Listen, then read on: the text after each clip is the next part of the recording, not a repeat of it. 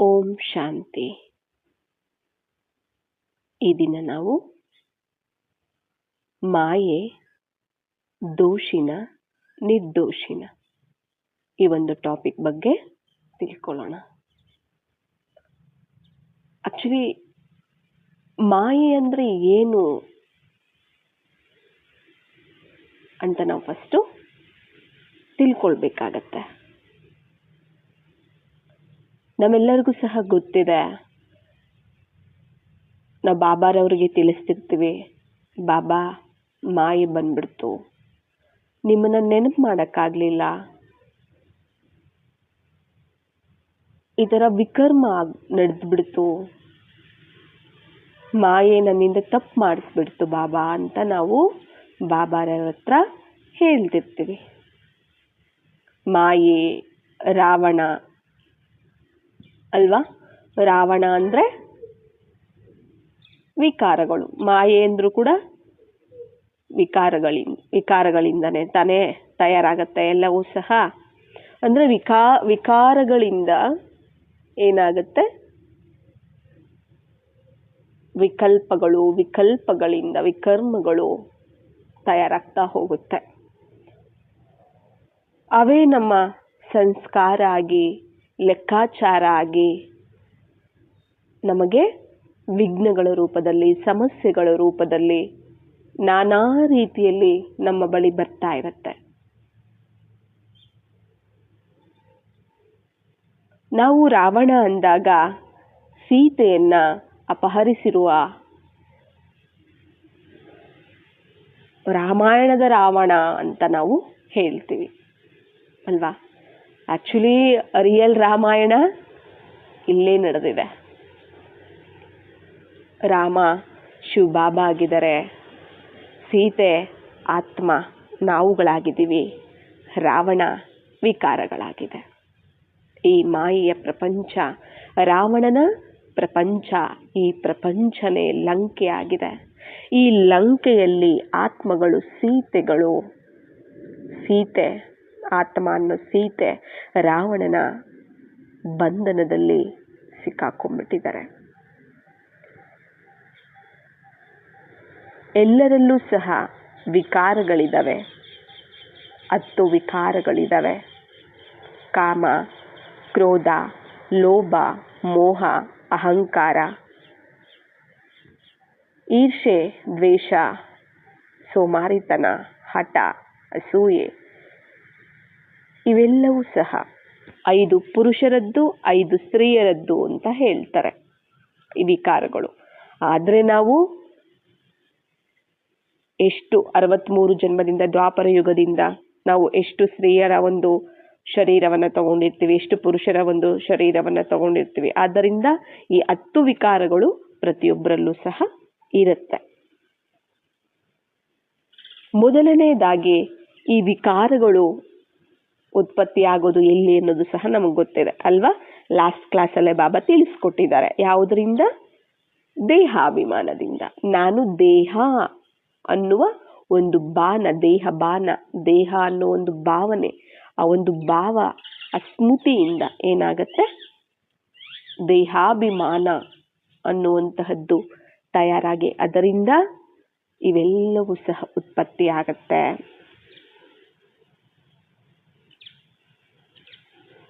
ಈ ದೇಹಾಭಿಮಾನ ಅಂದಾಗ ಸ್ಥೂಲ, ದೇಹ ಅಂದಾಗ ಸ್ಥೂಲ, ದೇಹಕ್ಕೆ ಸಂಬಂಧಪಟ್ಟಿರೋದೆಲ್ಲವೂ ಸಹ ಸ್ಥೂಲವಾಗಿ ಏನೆಲ್ಲ ನಾವೆಲ್ಲ ನೋಡ್ತಿದ್ದೀವಿ, ಏನೆಲ್ಲ ಕಣ್ಣಿಂದ ನೋಡ್ತಿದ್ದೀವಿ, ಏನೆಲ್ಲ ರಾವಣನ ಆಸ್ತಿ ಇದೆ, ಅದೆಲ್ಲವೂ ಸಹ ನಮಗೆ ದುಃಖ ಕೊಡುವಂತಹದ್ದೇ ಇದೆ ಅಲ್ವಾ?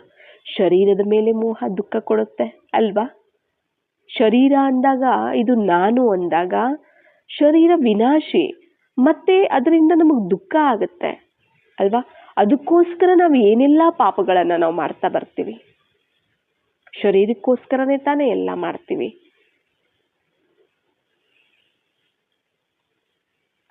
ನಾವಿರುವಂತಹದ್ದು ಆತ್ಮಗಳು, ಆದ್ರೆ ನಾವು ಶರೀರದ ಬಾನದಲ್ಲಿ ಬಂದು ನಾನು ಶರೀರ ಅಂತ ತಿಳಿದು ಅಲ್ಪಕಾಲಿಕ ವಿನಾಶಿ ಒಂದು ವಸ್ತುಗಳಲ್ಲಿ, ಪದಾರ್ಥಗಳಲ್ಲಿ, ವೈಭವಗಳಲ್ಲಿ ಮುಳುಗೋಗ್ಬಿಡ್ತೀವಿ. ಅದಕ್ಕೇನೆ ಇದು ಮಾಯೆಯ ಪ್ರಪಂಚ, ರಾವಣನ ಪ್ರಪಂಚ ಅಂತ ಹೇಳ್ತಾರೆ.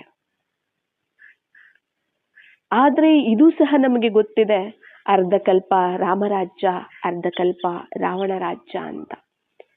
ಹೇಗೆ ಭಗವಂತ ಸರ್ವಶಕ್ತಿವಂತನೋ ಹಾಗೆ ಮಾಯೆನೂ ಸಹ ಸರ್ವಶಕ್ತಿವಂತ ಆಗಿದೆ, ಅಷ್ಟೇ ಶಕ್ತಿಶಾಲಿ ಆಗಿದೆ. ಬಾಬನಷ್ಟೇ ಶಕ್ತಿಶಾಲಿ. ಬಾಬಾರವರ ಒಂದು ರಾಜ್ಯ ಅರ್ಧಕಲ್ಪ ನಡೆದ್ರೆ ಮಾಯೆಯ ಒಂದು ರಾಜ್ಯ ಕೂಡ ಅರ್ಧಕಲ್ಪ ನಡೆಯುತ್ತೆ. ಅಂದ್ರೆ ಬಾಬಾ ಸಮಾನವಾಗಿನ ಶಕ್ತಿ ಅನ್ನುವಂತಹದ್ದು ಮಾಯೆ ಪಡ್ಕೊಂಡಿದೆ. ಬಾಬಾ ಹೇಳ್ತಾರೆ, ಮಾಯೆ ನನ್ನ ದೊಡ್ಡ ಮಗಳು ಅಂತ ಹೇಳ್ತಾರೆ ಅಲ್ವಾ. ನನ್ನ ಪತ್ನಿ ಅಂತಾರೆ, ಏನೆಲ್ಲಾ ಹೇಳ್ತಾರೆ ಮಾಯೆಗೆ ಅಲ್ವಾ. ನಾವು ಮಾಯೆಯ ಪ್ರಪಂಚದಲ್ಲೇ ನಾವು ಬಂದಿರೋದ್ರಿಂದ ಅದರಲ್ಲೇ ನಾವು ಸಿಕ್ಕಾಕೊಂಡ್ಬಿಟ್ಟಿದ್ದೀವಿ. ಆದ್ರೆ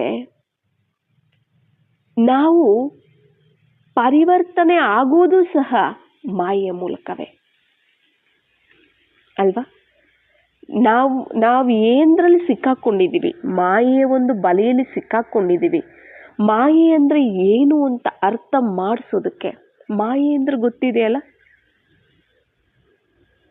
ಹೊರಗಡೆ ಹೇಳ್ತಾರೆ ಹೆಣ್ಣು ಮಾಯೆ, ಹೊನ್ನು ಮಾಯೆ ಅಲ್ವಾ, ಮಣ್ಣು ಮಾಯೆ ಅಂತೆಲ್ಲ ಹೇಳ್ತಿರ್ತಾರೆ. ಇವೆಲ್ಲ ಮಾಯೆಗಳು ಅಂತ ಹೇಳ್ತಿರ್ತಾರೆ. ಆದ್ರೆ ಅಸಲಾದ ಮಾಯೆ ಯಾವುದು ಅನ್ನೋದು ಯಾರಿಗೂ ಗೊತ್ತಿಲ್ಲ. ಯಾವುದು ನಾವು ಹೇಗೆ ಬಳಸ್ಕೋತೀವಿ ಅನ್ನೋದ್ರ ಮೇಲೆ ಅವೆಲ್ಲ ಇರುತ್ತೆ ಹೊರತು ಅವುಗಳೇ ಮಾಯೆ ಅಂತ ನಾವು ಹೇಳೋದಕ್ಕಾಗೋದಿಲ್ಲ. ನಮ್ಮ ಒಂದು ದೃಷ್ಟಿ, ಈಗ ದುಡ್ಡಿದೆ, ನಾವದನ್ನ ಯಾವ ಒಂದು ರೀತಿಯಲ್ಲಿ ಅರ್ಥ ಮಾಡಿಕೊಂಡು ಯಾವ ರೀತಿಯಲ್ಲಿ ಅದನ್ನ ಬಳಸ್ಕೊಳ್ತೀವಿ, ನಾವು ನಮ್ಮ ಮನಸ್ಸು ಬುದ್ಧಿ ಯಾವ ರೀತಿ ಅದ್ರ ಕಡೆ ನಾವು ಯೋಚನೆ ಮಾಡ್ತೀವಿ, ಯಾವ ರೀತಿ ಬಳಸ್ಕೋತೀವಿ, ಅರ್ಥ ಮಾಡ್ಕೋತೀವಿ ಅನ್ನೋದ್ರ ಮೇಲೆ ಡಿಪೆಂಡ್ ಆಗಿರುತ್ತೆ. ಆ ದುಡ್ಡನ್ನ ನಾವು ಹೇಗೆ ಬಳಸ್ಕೋತೀವಿ ಅನ್ನೋದ್ರ ಮೇಲೆ ತಾನೇ ಡಿಪೆಂಡ್ ಆಗಿರುತ್ತೆ.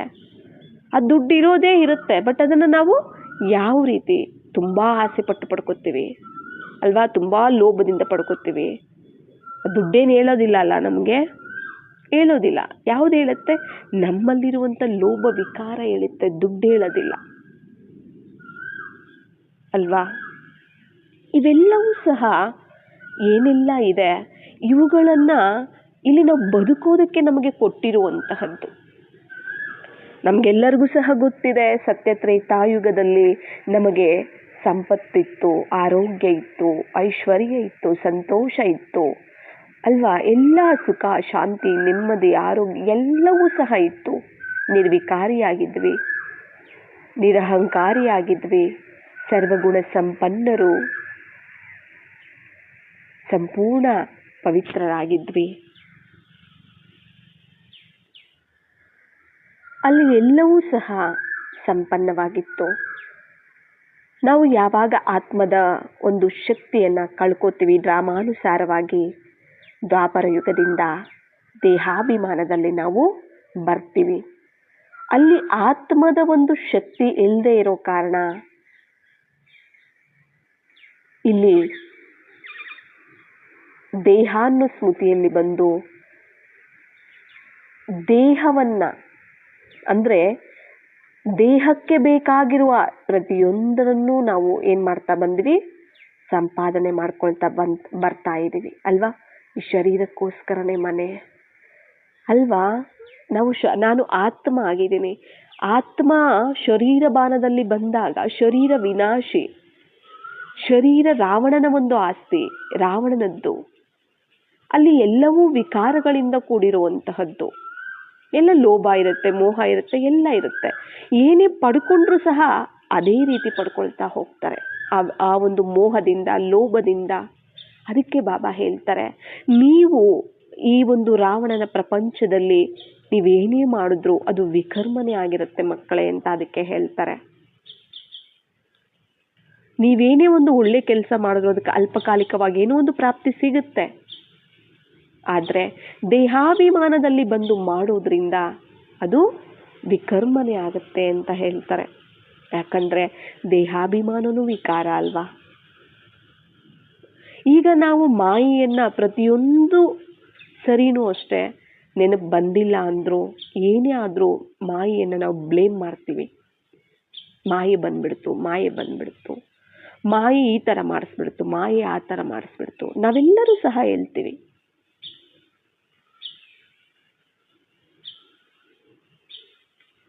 ಆದ್ರೆ ಒಂದು ಸ್ಲೋಗನ್ ಇದೆ, ಹೊರಗಡೆ ಹೇಳ್ತಿರ್ತಾರೆ, ಮುಳ್ಳನ್ನ ಮುಳ್ಳಿಂದನೇ ತೆಗಿಬೇಕು ಅಂತ ಅಲ್ವಾ. ಏನ್ ಹೇಳ್ತಿರ್ತಾರೆ? ಮುಳ್ಳನ್ನ ಮುಳ್ಳಿಂದನೇ ತೆಗಿಬೇಕು ಅಂತ ಹೇಳ್ತಿರ್ತಾರೆ. ನಾವು ಮಾಯೆಯ ಒಂದು ಬಲೆಯಲ್ಲಿ ಸಿಕ್ಕಾಕೊಂಡ್ಬಿಟ್ಟಿದೀವಿ. ಮಾಯೆ ಒಂದು ವಶದಲ್ಲಿದ್ದೀವಿ. ಈಗ ನಾವು ಏನ್ ಮಾಡಬೇಕು? ಮಾಯೆಯಿಂದನೇ ನಾವು ಮಾಯೆಯ ಬಲೆಯಿಂದ ಈಚೆ ಬರಬೇಕಾಗತ್ತೆ. ಆದ್ರೆ ಅದಕ್ಕೆ ಶಕ್ತಿ ಯಾರು ಕೊಡ್ತಾರೆ?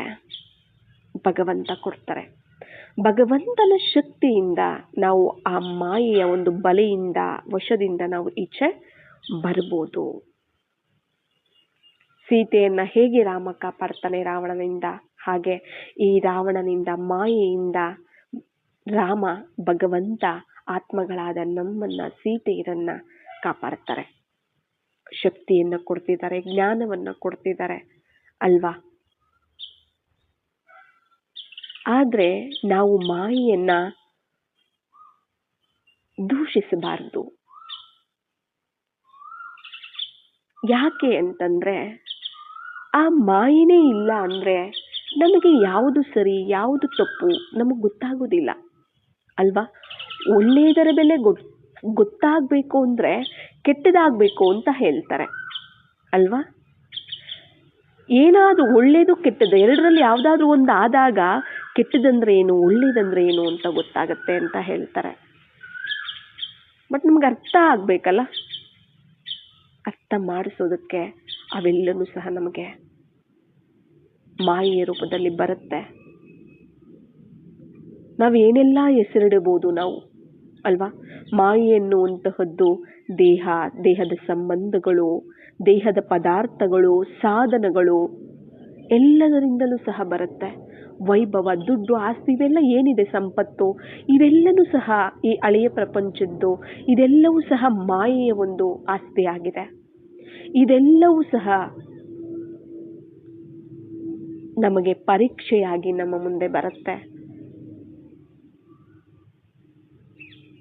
ನಾವು ರಾವಣನ ಜೊತೆ, ಮಾಯೆಯ ಜೊತೆ ಅರ್ಧ ಕಲ್ಪ ಜೀವನ ಮಾಡಿದ್ದೀವಿ ಅಲ್ವಾ. ಅರ್ಧ ಕಲ್ಪ ಜೀವನ ಮಾಡಿದ್ದೀವಿ. ಮಾಯೆನೇ ಸರ್ವಸ್ವ ಪ್ರಪಂಚ ಅಂತ ಬದುಕಿದ್ದೀವಿ. ಈಗ ಅಷ್ಟು ಕ್ಲೋಸ್ ಆಗಿದ್ದು, ಅಷ್ಟು ಅದರ ಜೊತೆ ಇದ್ದು, ಈಗ ನಾವು ಭಗವಂತ ಬಂದಿದ್ದಾರೆ, ಈಗ ನಾವು ಭಗವಂತನ ಮಾರ್ಗದಲ್ಲಿ ನಾವು ನಡಿಬೇಕು ಅಂದಾಗ ನನ್ನನ್ನು ಬಿಟ್ಟು ಹೋಗ್ತಿದ್ದಾರೆ ಅನ್ನೋ ಒಂದು ಬೇಜಾರು ಅದಕ್ಕಿರುತ್ತೆ ಅಲ್ವಾ. ಇವಾಗ ಯಾರಾದರೂ ಫ್ರೆಂಡ್ಸ್ ಇರ್ತಾರೆ, ಕ್ಲೋಸ್ ಫ್ರೆಂಡ್ಸು, ಇನ್ನೊಬ್ಬರು ಬರೋಷ್ಟರೊಳಗಡೆ ಇವ್ರನ್ನ ಬಿಟ್ಬಿಟ್ಟು ಅಲ್ಲಿ ಹೋಗ್ಬಿಟ್ರು ಅಂದ್ರೆ ಇವ್ರಿಗೆ ಎಷ್ಟು ಬೇಜಾರಾಗುತ್ತೆ, ಕೋಪ ಬರುತ್ತೆ, ಜಲಸಿ ಬರುತ್ತೆ ಅಲ್ವಾ. ಹೊಟ್ಟೆ ಊರಿಗೆ, ಹೊಟ್ಟೆ ಕಿಚ್ಚು ಎಲ್ಲ ಬರುತ್ತೆ. ಹಾಗೆ ಮಾಯೆಗೂ ಬರುತ್ತೆ. ಅರ್ಧ ಕಲ್ಪ ನನ್ನ ಜೊತೆ ಇದ್ದು, ನನ್ನ ಜೊತೆ ಜೀವನ ಮಾಡಿ ಈಗ ನನ್ನನ್ನು ಬಿಟ್ಟು ಹೋಗ್ತಿದ್ದಾರೆ. ಅದಕ್ಕೂ ಗೊತ್ತಿದೆ ನನಗೂ ಸಹ ಈಗ ಅಂತಿಮ ಸಮಯ ಬಂದಿದೆ, ಮಾಯೆಗೂ ಸಹ ಅಂತಿಮ ಸಮಯ ಬಂದಿದೆ ಎನ್ನುವಂಥದ್ದು ಅದಕ್ಕೂ ಸಹ ಗೊತ್ತಿದೆ. ಅದರ ಒಂದು ರಾಜ್ಯವನ್ನ ಉಳಿಸ್ಕೊಳ್ಳೋದಕ್ಕೆ ಅಂತಿಮದವರೆಗೂ ಅದು ತನ್ನ ಶಕ್ತಿಯನ್ನ ಮೀರಿ ಪ್ರಯತ್ನ ಪಡುತ್ತೆ ಅಂತ ಬಾಬಾ ಹೇಳಿದ್ದಾರೆ. ಮಾಯೆಯ ಒಂದು ರಾಜ್ಯವನ್ನ ಉಳಿಸ್ಕೊಳ್ಳೋದಕ್ಕೆ ಮಾಯೆ ಅದರ ಒಂದು ಶಕ್ತಿಯನ್ನ ಮೀರಿ ಪ್ರಯತ್ನ ಪಡುತ್ತೆ, ಬರುತ್ತೆ ನಿಮ್ಮ ಹತ್ರ.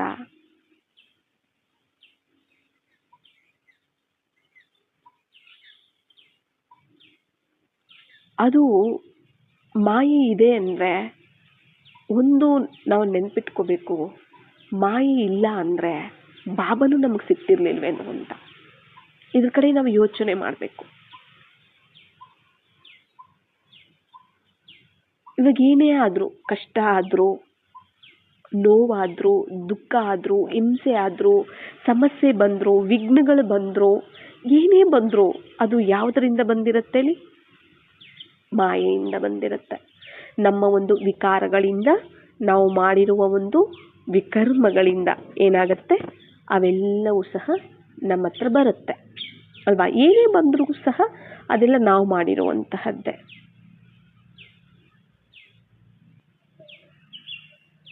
ಅದು ನಮ್ಮ ಹತ್ರ ಬಂದಿದೆ. ಅದರಿಂದ ನಾವು ದುಃಖ, ನೋವು, ಚಿಂತೆ, ಟೆನ್ಷನ್ನು ಎಲ್ಲ ನಾವು ಅನುಭವಿಸ್ತಿರ್ತೀವಿ, ಭೋಗಿಸ್ತಿರ್ತೀವಿ.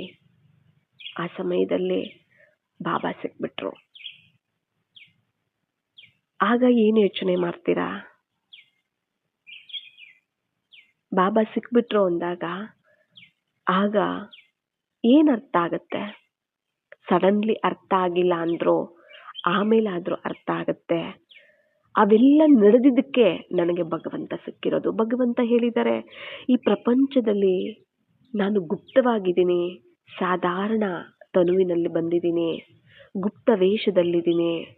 ನನ್ನನ್ನು ಗುರುತಿಸುವಂಥವರು ತುಂಬ ವಿಶೇಷ ಆತ್ಮಗಳು, ಸಾಧಾರಣರಲ್ಲ ಅಂತ ಹೇಳಿದ್ದಾರೆ. ನಾವು ಅವರನ್ನು ಗುರುತಿಸಿದ್ದೀವಿ ಅಂತಂದರೆ ನಮ್ಮದು ಎಷ್ಟು ಅದೃಷ್ಟ ಅಲ್ವಾ?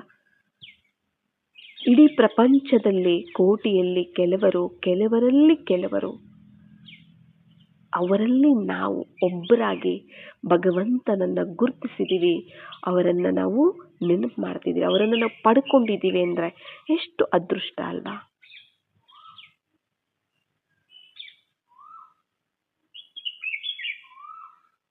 ಆದ್ದರಿಂದ ಭಗವಂತನನ್ನು ಗುರುತಿಸೋದಕ್ಕೆ, ಭಗವಂತನನ್ನು ಪಡ್ಕೊಳ್ಳೋದಕ್ಕೆ ಆ ಒಂದು ಮಾಯೆನೇ ನಮಗೆ ಕಾರಣ ಆಗುತ್ತೆ.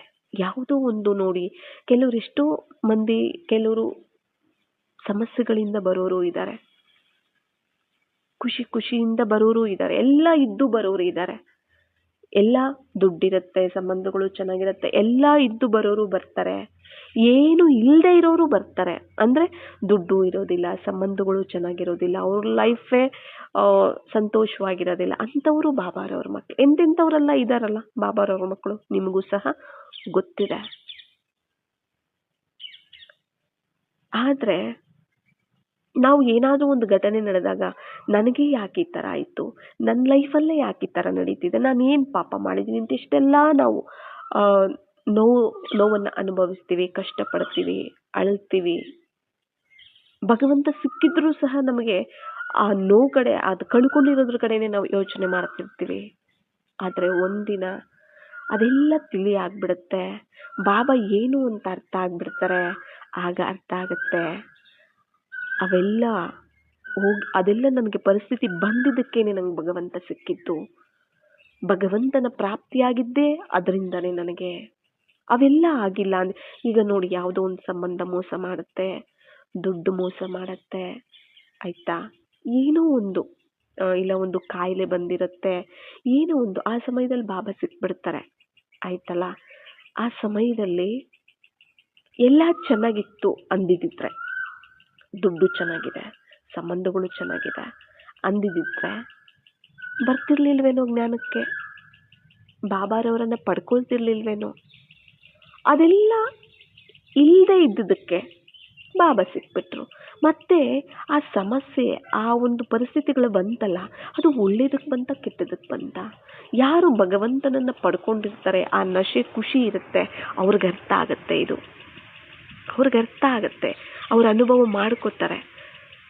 ಆ ಸಮಯದಲ್ಲಿ ನಾನು ದುಃಖಪಟ್ಟೆ, ನೋವನ್ನು ಅನುಭವಿಸ್ದೆ, ನನಗೆ ಈ ಥರ ಆಗೋಯ್ತು, ನನ್ನವರು ಮೋಸ ಮಾಡಿದ್ರು, ನನ್ನವರು ನನಗೆ ಅನ್ಯಾಯ ಮಾಡಿದ್ರು, ಅದು ಕಳ್ಕೊಂಡೆ, ಇದು ಕಳ್ಕೊಂಡೆ, ಆ ರೀತಿ ಆಯಿತು, ಈ ರೀತಿ ಆಯಿತು, ನನಗೆ ಅದು ಸಿಗಲಿಲ್ಲ, ಇದು ಸಿಗಲಿಲ್ಲ ಅಂತ ಆ ಟೈಮಲ್ಲಿ ನಾನು ತುಂಬ ಕಷ್ಟಪಟ್ಟೆ, ಅನುಭವಿಸಿದೆ. ಆದರೆ ಈಗ ಅರ್ಥ ಆಗ್ತಿದೆ, ಅದೆಲ್ಲ ಆಗಿದ್ದು ಒಳ್ಳೆಯದಕ್ಕೆ ಆಗಿದೆ.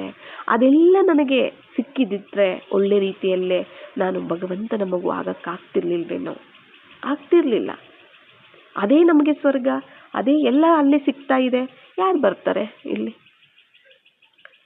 ಪ್ರತಿಯೊಬ್ಬರಿಗೂ ಅವ್ರದ್ದೇ ಆದಂತಹ ಪಾತ್ರ ಇರುತ್ತೆ ಅಲ್ವಾ? ದುಡ್ಡಿದ್ರು ಎಲ್ಲ ಚೆನ್ನಾಗಿದ್ರು ಬರೋರು ಇರ್ತಾರೆ, ಬಟ್ ಅವ್ರಿಗೆ ಭಗವಂತನ ಒಂದು ಸಂಬಂಧ ಅಷ್ಟೊಂದು ಅರ್ಥ ಆಗೋದಿಲ್ಲ. ಕೆಲವರಿಗೆ ಎಲ್ಲ ಇದ್ರೂ ಅರ್ಥ ಆಗತ್ತೆ. ಡ್ರಾಮಾನುಸಾರವಾಗಿ ಅವರದೇ ಆದಂಥ ಒಂದು ಪಾತ್ರ ಇರುತ್ತೆ. ಬ್ರಹ್ಮಬಾಬಾರವ್ರಿಗೆಲ್ಲ ಇತ್ತು ಅಲ್ವಾ? ವಜ್ರದ ವ್ಯಾಪಾರಿ ಆಗಿದ್ರು, ಅವರಲ್ಲಿ ಹೇಗೆ ನಿಶ್ಚಯ ಬಂತು? ಭಗವಂತ ಹೇಗೆ ಸಿಕ್ಕಿದ್ರು? ಕೆಲವರು ಏನು ಇಲ್ಲದೆ ಬರ್ತಾರೆ ಅಲ್ವಾ? ಮಮ್ಮರವರು ಅಷ್ಟೇ ಅಲ್ವಾ, ಏನು ಇಲ್ಲದೆ ಅವರು ನೋಡಿ ಹೇಗೆ ನಿಶ್ಚಯ ಮಾಡಿಕೊಂಡ್ರು. ಎಲ್ಲರದು ಅವರದೇ ಆದಂತಹ ಪಾತ್ರ ಇರುತ್ತೆ. ಆದರೆ ನಿಮಗೆ ಏನೇ ಒಂದು ಮಾಯೆಯಿಂದ ಪರಿಸ್ಥಿತಿ ಬರ್ತಿದೆ, ದುಃಖ ಬರ್ತಿದೆ, ವಿಘ್ನಗಳು ಬರ್ತಿದ್ದಾವೆ, ಅವು ನಮಗೆ ಪರೀಕ್ಷೆ ಅಂತ ನಾವು ಯಾಕೆ ತಿಳ್ಕೋಬಾರ್ದು? ಮಾಯೆ ಅಂತ ನಾವು ದೂಷಿಸೋದಕ್ಕಿಂತ ನಾವು ಪರೀಕ್ಷೆ ಅಂತ ನಾವು ಯಾಕೆ ತಿಳ್ಕೋಬಾರ್ದು ಅಂತ. ನೀವು ಎಕ್ಸಾಮ್ ಬರೆದ್ರೇನೆ ನೀವು ಪಾಸ್ ಆಗೋದು, ನಿಮ್ಗೆ ಎಷ್ಟು ಅರ್ಥ ಆಗಿದೆ ಅಂತ ಗೊತ್ತಾಗೋದು ಅಲ್ವಾ? ನೀವು ಓದಿರೋ ಪಾಠವನ್ನ ಎಕ್ಸಾಮ್ ಬರೀತೀರಾ, ಫೇಲ್ ಆದ್ರಿ ಅಂದ್ರೆ ನಿಮ್ಗದು ಅರ್ಥ ಆಗಿಲ್ಲ ಅಂತ ಅರ್ಥ. ಮತ್ತೆ ಪಾಸ್ ಆಗೋವರೆಗೂ ನೀವು ಬರೀತಾನೆ ಇರಬೇಕು. ನೀವು ನಿಜ ತಾನೆ? ಹಾಗೇನೆ ನಾನು ಒಂದು ವಿಷಯದಲ್ಲಿ ನಾನು ಫೇಲ್ ಆಗ್ತಿದ್ದೀನಿ, ನಾನೊಂದು ಸಹನೆಯಲ್ಲಿ ಫೇಲ್ ಆಗ್ತಿದ್ದೀನಿ, ಅದು ನನಗೆ ಸಹನೆಯನ್ನ ಪಾಠ ಕಲಿಸೋದಕ್ಕೆ ಯಾವುದೋ ಒಂದು ಪರಿಸ್ಥಿತಿ ನನ್ನ ಹತ್ರ ಬರುತ್ತೆ. ಆದರೆ ನಾನು ಆ ಸಮಯದಲ್ಲಿ ನಾನು ಸಹನೆ ಮಾಡ್ಕೊಳ್ಳೋದಿಲ್ಲ. ಹೆಂಗಂದ್ರೆ ಹಂಗೆ ಮಾತಾಡ್ಬಿಡ್ತೀನಿ, ಸೋತ್ಬಿಟ್ಟೆ. ಜ್ಞಾನನೂ ನೆನಪು ಬಂದಿಲ್ಲ, ಬಾಬಾನೂ ನೆನಪು ಬಂದಿಲ್ಲ, ಸೋತ್ಬಿಟ್ಟೆ. ಎಲ್ಲಿವರೆಗೂ ನನ್ನಲ್ಲಿ ಸಹನಾಶಕ್ತಿ ಬರೋದಿಲ್ವೋ ಅಲ್ಲಿವರೆಗೂ ಅದು ಡೆಫಿನೆಟ್ಲಿ ಬಂದೇ ಬರುತ್ತೆ ಪರೀಕ್ಷೆ. ನನಗೆ ಪಾಸ್ ಆದ್ನಾ ಮತ್ತೆ ಬರೋದಿಲ್ಲ. ನೀವು ಪಾಸ್ ಆದ್ಮೇಲೆ ಮತ್ತೆ ಬರೆಯೋ ಅವಶ್ಯಕತೆ ಇದೆಯಾ ಎಕ್ಸಾಮು? ಇಲ್ಲ ಅಲ್ವಾ? ಹಾಗೇನೆ ಪ್ರತಿಯೊಂದು ಬಾಬಾ ಹೇಳ್ತಾರೆ, ನೀವು 1 hour ಮುರುಳಿ ಕೇಳ್ಬೋದು, 1 hour ನೀವು ಯೋಗ ಮಾಡ್ಬೋದು, ಆದರೆ ಉಳಿದಿರೋ ಸಮಯ ಎಲ್ಲ ನೀವು ಪರೀಕ್ಷೆಯನ್ನು ಬರೀತಿರ್ತೀರ. ನೀವು ಇರುವಂಥದ್ದು ಎಕ್ಸಾಮ್ ಹಾಲು. ನೀವು ಮನೆಯಲ್ಲಿರ್ತಿರೋ, ಸೆಂಟ್ರಲ್ಲಿ ಇರ್ತಿರೋ, ಆಫೀಸಲ್ಲಿ ಇರ್ತಿರೋ, ಬಿಸ್ನೆಸ್ಸಲ್ಲಿ ನೀವೆಲ್ಲೇ ಇರಿ, ಪ್ರತಿ ಸೆಕೆಂಡು ನಿಮಗೆ ಪರೀಕ್ಷೆಯ ಸಮಯ ಆಗಿರುತ್ತೆ. ಪರೀಕ್ಷೆಯ ಸಮಯ ಆಗಿರುತ್ತೆ. ಪ್ರತಿ ಸೆಕೆಂಡು ನಾನು ದೇಹಾಭಿಮಾನದಲ್ಲಿದ್ದೀನ, ಆತ್ಮಾಭಿಮಾನದಲ್ಲಿದ್ದೀನ. ಆತ್ಮದ ಸ್ಮೃತಿ ಇದೆಯಾ, ದೇಹದ ಸ್ಮೃತಿ ಇದೆಯಾ? ಇದು ಪರೀಕ್ಷೆ. ಆತ್ಮದ ಸ್ಮೃತಿಯಲ್ಲಿದ್ದೀನ, ಪಾಸು. ದೇಹದ ಸ್ಮೃತಿಯಲ್ಲಿದ್ದೀನ, ಫೇಲು. ಎಲ್ಲಿವರೆಗೂ ಅದು ದೇಹಾಭಿಮಾನ ಬರುತ್ತೆ ನಮ್ಮ ಹತ್ರ? ನಾನು ಆತ್ಮಾಭಿಮಾನದಲ್ಲಿ ಪಕ್ಕ ಆಗೋವರೆಗೂ ಆ ದೇಹಾಭಿಮಾನ ನನ್ನ ಹತ್ರ ಬಂದೇ ಬರುತ್ತೆ. ನಾವು ಈ ರೀತಿ ಯೋಚನೆ ಮಾಡಬೇಕಾಗತ್ತೆ. ನಾನು ಯಾವುದರಲ್ಲಿ ಪಕ್ಕ ಆಗಬೇಕು ಅದನ್ನು ಪಕ್ಕ ಮಾಡಿಸೋದಕ್ಕೇನೆ ಅದು ಬರುತ್ತೆ ಅಂತ ನಾವು ಯೋಚನೆ ಮಾಡಬೇಕು. ಈಗ ನಮ್ಗೆ ಚೆನ್ನಾಗಿ ಅರ್ಥ ಆಗಿದೆ, ನಮ್ಗೆ ಟೀಚರ್ ಪಾಠ ಮಾಡಿದ್ರೆ ನಮ್ಗೆ ತುಂಬ ಚೆನ್ನಾಗಿ ಅರ್ಥ ಆಗಿದೆ, ಎಕ್ಸಾಮ್ ಬರೀತೀವಿ, ಪಾಸ್ ಆಗಿಬಿಡ್ತೀವಿ, ನೆಕ್ಸ್ಟ್ ಅದನ್ನು ಬರೆಯೋ ಅವಶ್ಯಕತೆ ಇಲ್ಲ. ಇಲ್ಲಿ ಬಾಬಾ ನಮಗೆ ಯೋಗ ಮಾಡಿಸ್ತಾರೆ, ಮುರುಳಿ ಓದ್ತಾರೆ ಅಲ್ವಾ, ಕ್ಲಾಸ್ ಮಾಡ್ತಾರೆ, ಶಿಕ್ಷಕನಾಗಿ ಸದ್ಗುರುವಾಗಿ ಮತ ಕೊಡ್ತಿದ್ದಾರೆ, ತಂದೆ ತಾಯಿಯಾಗಿ ಪಾಲನೆ ಕೊಡ್ತಿದ್ದಾರೆ, ಸರ್ವ ಸಂಬಂಧಿಯಾಗಿದ್ದಾರೆ. ಮತ್ತು ನಾವು ಎಷ್ಟು ಅವರನ್ನು ಅರ್ಥ ಮಾಡ್ಕೊಂಡಿದ್ದೀವಿ, ಅವರ ಜ್ಞಾನವನ್ನು ಎಷ್ಟು ಅರ್ಥ ಮಾಡ್ಕೊಂಡಿದ್ದೀವಿ, ಧಾರಣೆ ಮಾಡ್ಕೊಂಡಿದ್ದೀವಿ, ಎಷ್ಟು ಸೇವೆಯಲ್ಲಿ ತರ್ತಿದ್ದೀವಿ, ಎಷ್ಟು ಸಂಪಾದನೆ ಮಾಡ್ಕೊಂಡಿದ್ದೀವಿ, ಇದೆಲ್ಲದರ ಒಂದು ಟೆಸ್ಟು, ಪರೀಕ್ಷೆ ನಮಗಾಗಬೇಕೋ ಬೇಡವೋ? ಆಗಬೇಕೋ ಬೇಡವೋ? ಬಾಬಾ ನೆನಪು ಎಷ್ಟು ಸಮಯ ಇರುತ್ತೆ, ಅದರ ಪರೀಕ್ಷೆನೂ ಆಗತ್ತೆ. ಎಷ್ಟು ಧಾರಣೆ, ಎಷ್ಟು ಸೇವೆ ಅಲ್ವಾ? ಜ್ಞಾನ, ಯೋಗ, ಧಾರಣೆ, ಸೇವೆ 4 ಸಬ್ಜೆಕ್ಟ್ ಇದೆ. ಇದರಲ್ಲಿ ಎಷ್ಟು ನಾನು ಪರ್ಫೆಕ್ಟ್ ಆಗಿದ್ದೀನಿ ಅಂತ ನನಗೂ ಅರ್ಥ ಮಾಡಿಸ್ಬೇಕಲ್ಲ. ಅದಕ್ಕೋಸ್ಕರ ನನ್ನ ಆತ್ಮ ಅನ್ನೋದನ್ನ ಮರೆಸೋದಕ್ಕೆ ಯಾವುದು ಕಾರಣ ಆಯಿತು? ದೇಹಾಭಿಮಾನ. ಮತ್ತೆ ಆ ದೇಹಾಭಿಮಾನವೇ ಪರೀಕ್ಷೆಯಾಗಿ ನನ್ನ ಹತ್ರ ಬರುತ್ತೆ ನಾನು ಆತ್ಮಾಭಿಮಾನಿ ಆಗೋದಕ್ಕೆ. ನಾನೇ ಕಳಿಸ್ತೀನಿ ಅಂತ ಹೇಳ್ತಾರೆ ಬಾಬಾ. ಮುಳ್ಳನ್ನ ಮುಳ್ಳಿಂದನೇ ತೆಗಿಬೇಕಲ್ವಾ?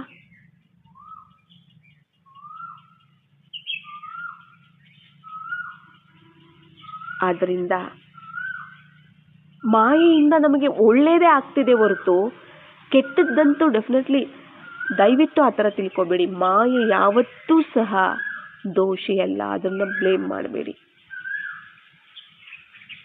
ಶಕ್ತಿಶಾಲಿಯಾಗಿ ಜ್ಞಾನಿಯಾಗಿ ಯೋಗಿಯಾಗಿ ಅದರ ಮೇಲೆ ವಿಜಯವನ್ನ ಪಡ್ಕೊಳ್ಳಿ. ಯಾಕೆ ಅಂದ್ರೆ ಎಕ್ಸಾಮ್ ಬಂದಿದೆ ಅಂದ್ರೆ ನಾವು ದೂಷಣೆ ಮಾಡಿದ್ರೆ ಏನ್ ಪ್ರಯೋಜನ? ಅದನ್ನ ದೂಷಿಸಿ ಬ್ಲೇಮ್ ಮಾಡಿ ಏನ್ ಪ್ರಯೋಜನ? ಏನಕ್ಕೆ ಬಂದಿದೆ ಎಕ್ಸಾಮು? ನಾನು ಬರೆದು ಪಾಸಾಗಿ ಮುಂದೆ ಹೋಗೋದಕ್ಕೆ ಅಲ್ವಾ? ಮುಂದೆ ಹೋಗೋದಕ್ಕೆ ನಂಗೆ ಒಳ್ಳೆ ಕೆಲಸ ಸಿಗುತ್ತೆ, ನಂಗೆ ಒಳ್ಳೆ ಜೀವನ ತಯಾರಾಗುತ್ತೆ, ಸಂಪಾದನೆ ಆಗುತ್ತೆ, ನನ್ನ ಲೈಫೇ ಸೆಟ್ಲ್ ಆಗುತ್ತೆ ಎಕ್ಸಾಮ್ ಬರೋದ್ರಿಂದ ಅಲ್ವಾ? ನಾನು ಎಕ್ಸಾಮ್ ಬರೆಯೋದ್ರಿಂದ, ಪಾಸ್ ಆಗೋದ್ರಿಂದ. ಮತ್ತೆ ಇವೆಲ್ಲ ಏನಕ್ಕೆ ಬರ್ತಿದೆ ನನ್ನ ಹತ್ರ? ನಾನು ಪಾಸ್ ಆಗಬೇಕು, ಪಾಸ್ ವಿತ್ ಆನರ್ ಆಗಬೇಕು. ಅದನ್ನ ನಾವು ಬೈಯೋದಿಲ್ಲ ಅಲ್ವಾ? ಮಾಯೆ ಬಂದ್ಬಿಡ್ತು ಎಲ್ಲಾನು, ಪ್ರತಿಯೊಂದು ಎಕ್ಸಾಮ್ ಏನಕ್ಕೆ ಬಂತು ಅಂತ ನಾವು ಬೈತೀವಾ? ಏನಕ್ಕೆ ಬಂತಿದೆ ಎಕ್ಸಾಮು? ಯಾಕೆ ಈ ರೀತಿ ಕ್ವಶನ್ ಕೊಟ್ಟಿದ್ದಾರೆ ಅಂತ ನಾವು ಬೈತೀವ ನಾವು? ಇಲ್ಲ ಅಲ್ವಾ? ಎಕ್ಸಾಮಲ್ಲಿ ಏನು ಕ್ವಶನ್ಸ್ ಕೊಟ್ಟಿದ್ದಾರೋ, ಯಾಕೆ ಈ ಥರ ಕ್ವಶನ್ಸ್ ಕೊಟ್ಟಿದ್ದೀರಾ ಅಂತ ನಾವು ಕೇಳಲ್ಲ. ಆ ಕ್ವಶನ್ಗೆ ಆನ್ಸರ್ ಗೊತ್ತಿದೆಯಾ ಗೊತ್ತಿಲ್ವಾ ಅನ್ನೋದನ್ನ ಯೋಚನೆ ಮಾಡ್ತೀವಿ. ಮತ್ತೆ ಗೊತ್ತಿರೋದನ್ನ ಬರಿತಾ ಹೋಗ್ತೀವಿ ಅಲ್ವಾ? ಯಾಕೆ ಈ ಕ್ವಶನ್ ಕೊಟ್ಟರು ಅಂತ ನಾವು ಕೇಳೋದಿಲ್ಲ. ಯಾಕೆಂದರೆ ಅದರಲ್ಲಿ ಏನಿದೆ, ಆ ಸಬ್ಜೆಕ್ಟಲ್ಲಿ ಏನಿದೆ ಅದೇ ಕ್ವಶನಲ್ಲಿ ಇರುತ್ತೆ. ನಾವು ಓದಿಲ್ಲ ಅಂದರೆ, ನಮಗೆ ಅರ್ಥ ಆಗಿಲ್ಲ ಅಂತಂದರೆ ಅಲ್ಲಿಲ್ಲ ಅಂತ ಅರ್ಥ ಅಲ್ಲ ಅಲ್ವಾ? ಅಲ್ಲಿದೆ, ಬಟ್ ಅದು ನಾನು ಅರ್ಥ ಮಾಡ್ಕೊಂಡಿಲ್ಲ, ನನಗೆ ಧಾರಣೆ ಆಗಿಲ್ಲ ಬುದ್ಧಿಯಲ್ಲಿ, ಬರೆಯೋದಕ್ಕಾಗಲಿಲ್ಲ. ನನಗೆ ಗೊತ್ತಿಲ್ಲ ಅಂದಿದ್ದು ಮಾತ್ರಕ್ಕೆ ಆ ಟಾಪಿಕ್ಕೇ ಇಲ್ಲ, ಆ ಒಂದು ಕ್ವಶನ್ನೇ ಇಲ್ಲ, ಆ ಒಂದು ಸಬ್ಜೆಕ್ಟೇ ಇಲ್ಲ ಅಂತ ನಾನು ಹೇಳೋಕ್ಕಾಗೋದಿಲ್ಲ ಅಲ್ವಾ? ಯಾಕೆ ಈ ಕ್ವಶನ್ ಕೊಟ್ಟರು ಅಂತ ನಾವು ಯಾವತ್ತೂ ಟೀಚರನ್ನು ನಾವು ಬ್ಲೇಮ್ ಮಾಡೋದಿಲ್ಲ ಅಲ್ವಾ? ಎಕ್ಸಾಮನ್ನು ಬ್ಲೇಮ್ ಮಾಡೋದಿಲ್ಲ ಅಲ್ವಾ? ಎಕ್ಸಾಮ್ ಅಂದಮೇಲೆ ಹೋಗ್ತೀವಿ, ಕೂತ್ಕೋತೀವಿ, ಎಕ್ಸಾಮ್ ಬರಿತೀವಿ, ಬರ್ತಾ ಇರ್ತೀವಿ. ಕ್ವಶನ್ಗೆ ಆನ್ಸರ್ ಮಾಡೋದಷ್ಟೇ ನಮ್ಮ ಕೆಲಸ ಆಗಿರುತ್ತೆ. ಯಾಕೆ ಈ ಕ್ವಶನ್ ಬಂತು, ಯಾಕೆ ಈ ಥರ ಬಂತು, ಯಾಕೆ ಆ ಥರ ಬಂತು ಅಂತ ನಾವು ಯೋಚನೆ ಮಾಡೋದಿಲ್ಲ, ಕ್ವಶನ್ ಮಾಡ್ಕೊಳ್ತಾ ಕೂತ್ಕೊಳ್ಳೋದಿಲ್ಲ. ಅದಕ್ಕೆ ಆನ್ಸರ್ ಮಾಡೋದಷ್ಟೇ ನಮ್ಮ ಕೆಲಸ ಆಗಿರುತ್ತೆ. ಇಲ್ಲೂ ಅಷ್ಟೇನೆ, ಮಾಯೆ ನಮಗೆ ಪರೀಕ್ಷೆಗಳನ್ನು ತರುತ್ತೆ. ನಮಗೆ ಪರೀಕ್ಷೆ ಕೊಟ್ಟು ನಮ್ಮನ್ನು ಪಾಸ್ ಮಾಡೋದಕ್ಕೆ ಮಾಯೆ ಇರುವಂತಹದ್ದು. ಮತ್ತೆ ಅದನ್ನು ನಾವು ಬ್ಲೇಮ್ ಮಾಡಿದ್ರೆ ನಾವು ಪಾಸ್ ಆಗೋದು ಹೇಗೆ? ಮಾಯೆ ಬಂದಿದೆಯಾ ಆ ಸಮಯದಲ್ಲಿ ಇದರ ಮೇಲೆ ನಾನು ಹೇಗೆ ವಿಜಯ ಪಡ್ಕೋಬೇಕು, ಹೇಗೆ ನಾನು ಪಾಸ್ ಆಗಬೇಕು, ಪಾಸ್ ವಿತ್ ಆನರ್ ಆಗಬೇಕು, ಇದ್ರ ಕಡೆ ನಾನು ಯೋಚನೆ ಮಾಡಬೇಕು. ಆ ಸಮಸ್ಯೆ ನಾನು ಹೇಗೆ ದಾಟಬೇಕು, ಇದ್ರ ಮೇಲೆ ವಿಜಯ ಪಡ್ಕೋಬೇಕು. ಜ್ಞಾನಿಯಾಗಿ ಯೋಗಿಯಾಗಿ ನಾನು ವಿಜಯವನ್ನ ಪಡ್ಕೋಬೇಕು.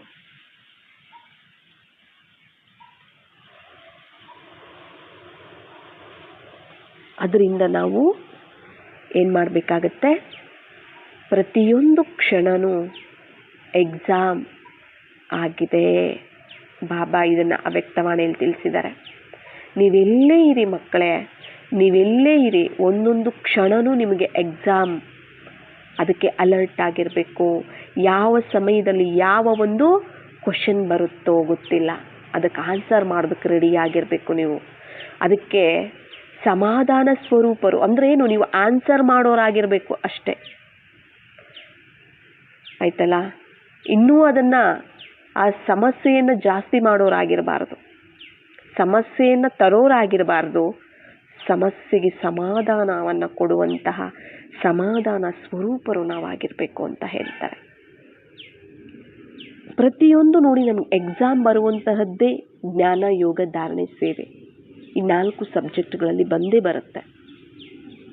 ಮತ್ತು ಸರ್ವ ಸಂಬಂಧ ಆಯ್ತಲ್ಲ, ಸಂಬಂಧ ಇದರಲ್ಲೂ ಸಹ ಬರುತ್ತೆ.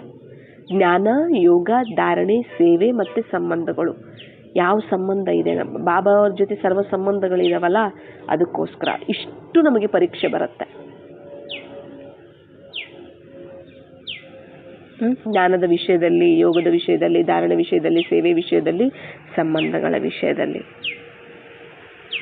ಇಲ್ಲಿ ನಾವು ಇವೆಲ್ಲ ಏನಕ್ಕೆ ಬರುತ್ತೆ ನಮಗೆ ಪರೀಕ್ಷೆಗಳು, ಇವುಗಳೇ ಆಧಾರ ಆಗಿರುತ್ತೆ ಪರೀಕ್ಷೆ ಬರೋದಕ್ಕೆ ನಮಗೆ ಅಲ್ವಾ. ಎಷ್ಟು ಜ್ಞಾನ ನನಗೆ ಧಾರಣೆಯಾಗಿದೆ, ಎಷ್ಟು ಯೋಗದಲ್ಲಿ ಧಾರಣೆಯಾಗಿದೆ ನನಗೆ, ಮತ್ತು ಯೋಗ ಜ್ಞಾನವನ್ನು ಎಷ್ಟು ನಾನು ಧಾರಣೆ ಮಾಡ್ಕೊಂಡಿದ್ದೀನಿ, ಸೇವೆಯನ್ನು ಎಷ್ಟು ನಾನು ಮಾಡ್ತಿದ್ದೀನಿ, ಸರ್ವ ಸಂಬಂಧಗಳನ್ನು ನನ್ನ ತಂದೆ ಜೊತೆ ಜೋಡಿಸಿದ್ದೀನ, ಇವೆಲ್ಲ ಸಂಬಂಧಗಳ ರೂಪದಲ್ಲಿ ಬರುತ್ತೋ ಇಲ್ವೋ ನಮಗೆ ವಿಘ್ನ, ಮಾಯೆ ಬರುತ್ತಲ್ವಾ, ಸೇವೆ ವಿಷಯದಲ್ಲಿ ಬರುತ್ತಲ್ವಾ, ಇವೆಲ್ಲದರ ರೂಪದಲ್ಲೂ ನಮಗೆ ವಿಘ್ನಗಳು ಬರ್ತಾ ಹೋಗುತ್ತೆ. ಆದರೆ ಆ ಪರೀಕ್ಷೆ ಅಂತ ನಾವು ತಿಳ್ಕೊಳ್ಬೇಕಾಗತ್ತೆ. ಪರೀಕ್ಷೆ, ಎಕ್ಸಾಮ್, ಅದಕ್ಕೆ ಹೇಳುವಂಥದ್ದು. 1 hour ಮುರುಳಿ ಕ್ಲಾಸ್ ಮಾಡ್ತಾರೆ ಬಾಬಾ, 24 ಗಂಟೆಯಲ್ಲಿ 1 hour ಮುರುಳಿ ಕ್ಲಾಸ್ ಮಾಡಿದ್ರೆ ಇನ್ನು 23 ಗಂಟೆ ಎಕ್ಸಾಮ್ ತಗೋತಾರೆ ಬಾಬಾ ಅಂತ ಹೇಳ್ತಾರೆ. ನಾನು ಯಾವುದರಿಂದ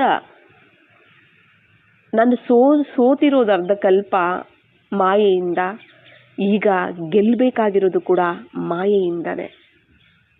ಇದನ್ನು ನಾವು ನೆನಪಿಟ್ಕೋಬೇಕಾಗತ್ತೆ. ಈಗ ನಾವು ಅರ್ಧ ಕಲ್ಪಕ್ಕೋಸ್ಕರ ಮಾಯೆಯಿಂದ ನಾವು ದೂರ ಹೋಗಬೇಕು. ಮಾಯೆ ನಮಗೆ ಎಲ್ಲವನ್ನ ಕೊಟ್ಟು ಸಂಪನ್ನ ಮಾಡಿ ಹೋಗುತ್ತೆ.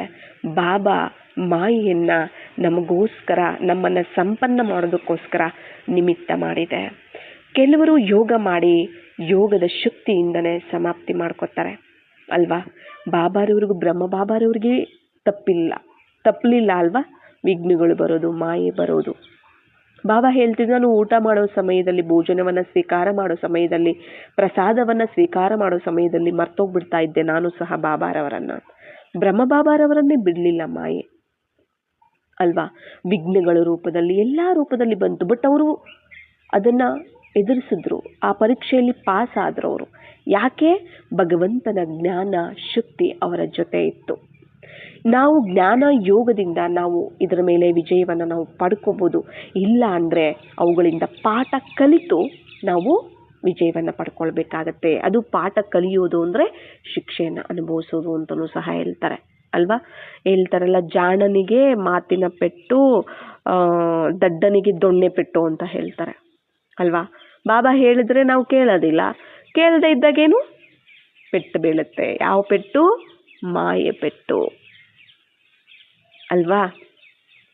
ಅದರಿಂದ ಮಾಯೆಯನ್ನು ನಾವು ದೂಷಿಸಬಾರ್ದು. ಮಾಯೆ ಬಂದಿರೋದಕ್ಕೆ ಬಾಬಾ ಸಿಕ್ಕಿರುವಂಥದ್ದು. ಮಾಯೆ ನಮಗೆ ಎಕ್ಸಾಮ್ ಆಗಿದೆ. ಬಾಬಾರವರನ್ನು ನಾವು ಪಡ್ಕೊಳ್ಳೋದಕ್ಕೂ ಕಾರಣ ಮಾಯೆ ಆಗಿದೆ. ಬಾಬಾರವರನ್ನ ಪಡ್ಕೊಳ್ಳೋದಕ್ಕೂ ಕಾರಣ ಏನಾಗಿದೆ? ಮಾಯೆ ಆಗಿದೆ. ನಾವು ವಿಜಯವನ್ನು ಪಡ್ಕೊಳ್ಳೋದಕ್ಕೂ ಮಾಯೆ ಆಗತ್ತೆ. ಅದೆಷ್ಟೆಷ್ಟು ಜಾಸ್ತಿ ನಮ್ಮ ಹತ್ರ ಬರ್ತಾ ಹೋಗುತ್ತೋ ಅಷ್ಟೆಷ್ಟು ನಾವು ಸ್ಮೃತಿಯನ್ನು ಜಾಸ್ತಿ ನಾವು ಮಾಡ್ತಾ ಹೋಗ್ತೀವಿ. ಸ್ಮೃತಿಯನ್ನು ಜಾಸ್ತಿ ಮಾಡೋದಕ್ಕೆ ಬರುತ್ತೆ ಮಾಯೆ. ಅಯ್ಯೋ ಬಾಬಾ ನೆನಪಿಲ್ಲ ಅಂದ್ರೆ ಮಾಯೆ ಹಾಗೆ ಬಂದ್ಬಿಡುತ್ತೆ, ವಿಘ್ನಗಳು ಹಾಗೆ ಬಂದ್ಬಿಡುತ್ತೆ ಅಂತ ನಾವು ಹೇಳ್ತೀವಿ ಅಲ್ವಾ. ನಮ್ಮೆಲ್ಲರಿಗೂ ಸಹ ಅನುಭವ ಆಗಿದೆ. ನೆನಪಿಲ್ಲ ಸರಿಯಾಗಿ ಅಂದರೆ ಅಲ್ಲೇ ಬಂದ್ಬಿಡುತ್ತೆ ವಿಘ್ನ. ಯಾಕೆ ನೀನು ನೆನಪಲ್ಲಿಲ್ಲ? ನೆನಪಲ್ಲಿರು ಅಂತ ಪಾಠ ಕಲಿಸೋದಕ್ಕೆ ಬರುತ್ತೆ ಅದು. ನೆನಪಲ್ಲಿ ಯಾಕಿಲ್ಲ ನೀನು? ನೆನಪಲ್ಲಿರಬೇಕು. ಅದಕ್ಕೆ ನಾನು ಬರ್ತಿದ್ದೀನಿ.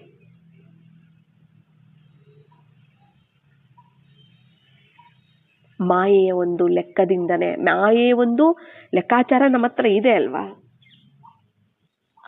ಅದರಿಂದನೇ ಏನಾಗುತ್ತೆ? ಮಾಯೆಯಿಂದನೇ ನಮ್ಮ ಒಂದು ಅದರ ಜೊತೆ ಇರುವಂಥ ಲೆಕ್ಕಾಚಾರ, ಅದರ ಒಂದು ನೋಡಿ, ಅದರದ್ದು ಏನು ತಪ್ಪಿಲ್ಲ ಅಲ್ವಾ. ನಮ್ಮ ಆತ್ಮದ ಶಕ್ತಿಯನ್ನು ನಾವು ಕಳ್ಕೊತೀವಿ, ಅದರ ರಾಜ್ಯ ನಡೆಯುತ್ತೆ. ಈಗ ಬಾಬಾರವರಿಂದ ಶಕ್ತಿಯನ್ನು ಅಂದರೆ ಬಾಬಾರವರಿಂದ ನಾವೀಗ ಬಾಬಾರವರನ್ನು ಪಡ್ಕೊಳ್ಳೋದಕ್ಕೆ, ಅವರಿಂದ ಆಸ್ತಿ ಪಡ್ಕೊಳ್ಳೋದಕ್ಕೆ ಅದೇ ನಮಗೆ ಸಹಯೋಗಿ ಆಗುತ್ತೆ. ಅದನ್ನು ನಾವು ದೂಷಿಸ್ತೀವಿ ಅಷ್ಟೇ. ಇದರಿಂದ ಆಗ್ತಿಲ್ಲ, ಅದರಿಂದ ಯಾರಿಗೂ ಮಾಯೆ ಇಲ್ಲ, ಯಾರಿಗೂ ವಿಘ್ನ ಬರಲಿಲ್ಲ, ಎಲ್ಲರೂ ಸ್ಮೃತಿ ಮಾಡಿಬಿಟ್ರೆ, ಎಲ್ಲರೂ ಸ್ಮೃತಿಯಲ್ಲಿ ಇದ್ಬಿಟ್ರು ಅಂದ್ರೆ ಪಾಸ್ ಆಗೋಗ್ಬಿಟ್ರು. ಮತ್ತು ಎಲ್ಲರಿಗೂ ಸತ್ಯುಗ ಹೆಂಗೆ ತರೋದು? ಅದು ಸಹ ಕಲಿಯುಗನೇ ಆಗೋಗ್ಬಿಡುತ್ತಷ್ಟೆ ಅಲ್ವಾ. ಎಲ್ಲರದ್ದು ಅವ್ರದ್ದೇ ಆದಂಥ ಪಾತ್ರ ಇದೆ, ಪದವಿ ಇದೆ, ಜನ್ಮಗಳು ಅಲ್ವಾ. ಸತ್ಯಯುಗ ಅನ್ನೋದಕ್ಕೊಂದು ಇಷ್ಟು ಜನಸಂಖ್ಯೆ ಅನ್ನೋದಿದೆ, ಇಷ್ಟು ವರ್ಷ ಅನ್ನೋದಿದೆ, ಎಲ್ಲನೂ ಇದೆ ಅಲ್ವಾ.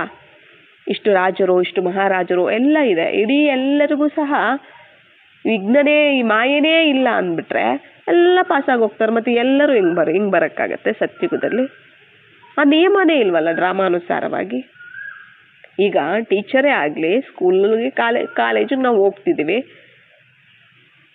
ಆಯಿತಾ, ಇಲ್ಲ ಸ್ಕೂಲೇ ಅಂದ್ಕೊಳ್ಳಿ, ಇಲ್ಲ 10th ಕ್ಲಾಸೇ ಅಂದ್ಕೊಳ್ಳಿ, ನಾವು ಹೋಗ್ತಿದ್ದೀವಿ. ನಾವು ಏನು ಓದಿದೆ, ಟೀಚರ್ ಏನು ನಮಗೆ ಎಕ್ಸಾಮ್ ಕೊಡದೆ, ಟೆಸ್ಟ್ ಕೊಡದೆ ನೀವು ಪಾಸ್ ಅಂದ್ಬಿಟ್ರೆ ಎಲ್ಲ ಪಾಸಾಗಿ ಹೋಗ್ಬಿಡ್ತಾರೆ. ಫೇಲ್ ಆಗೋರು ಯಾರು?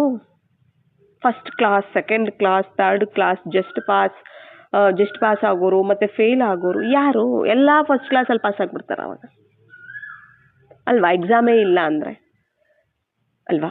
ಅವ್ರಿಗೆ ಪಾಠ ಮಾಡಿ ಅವ್ರಿಗೆ ಎಷ್ಟು ಅರ್ಥ ಆಗಿದೆ ಅನ್ನೋದು ಗೊತ್ತಾಗೋದೇ ಎಕ್ಸಾಮ್ ಬರೆಯೋದ್ರ ಮೂಲಕ.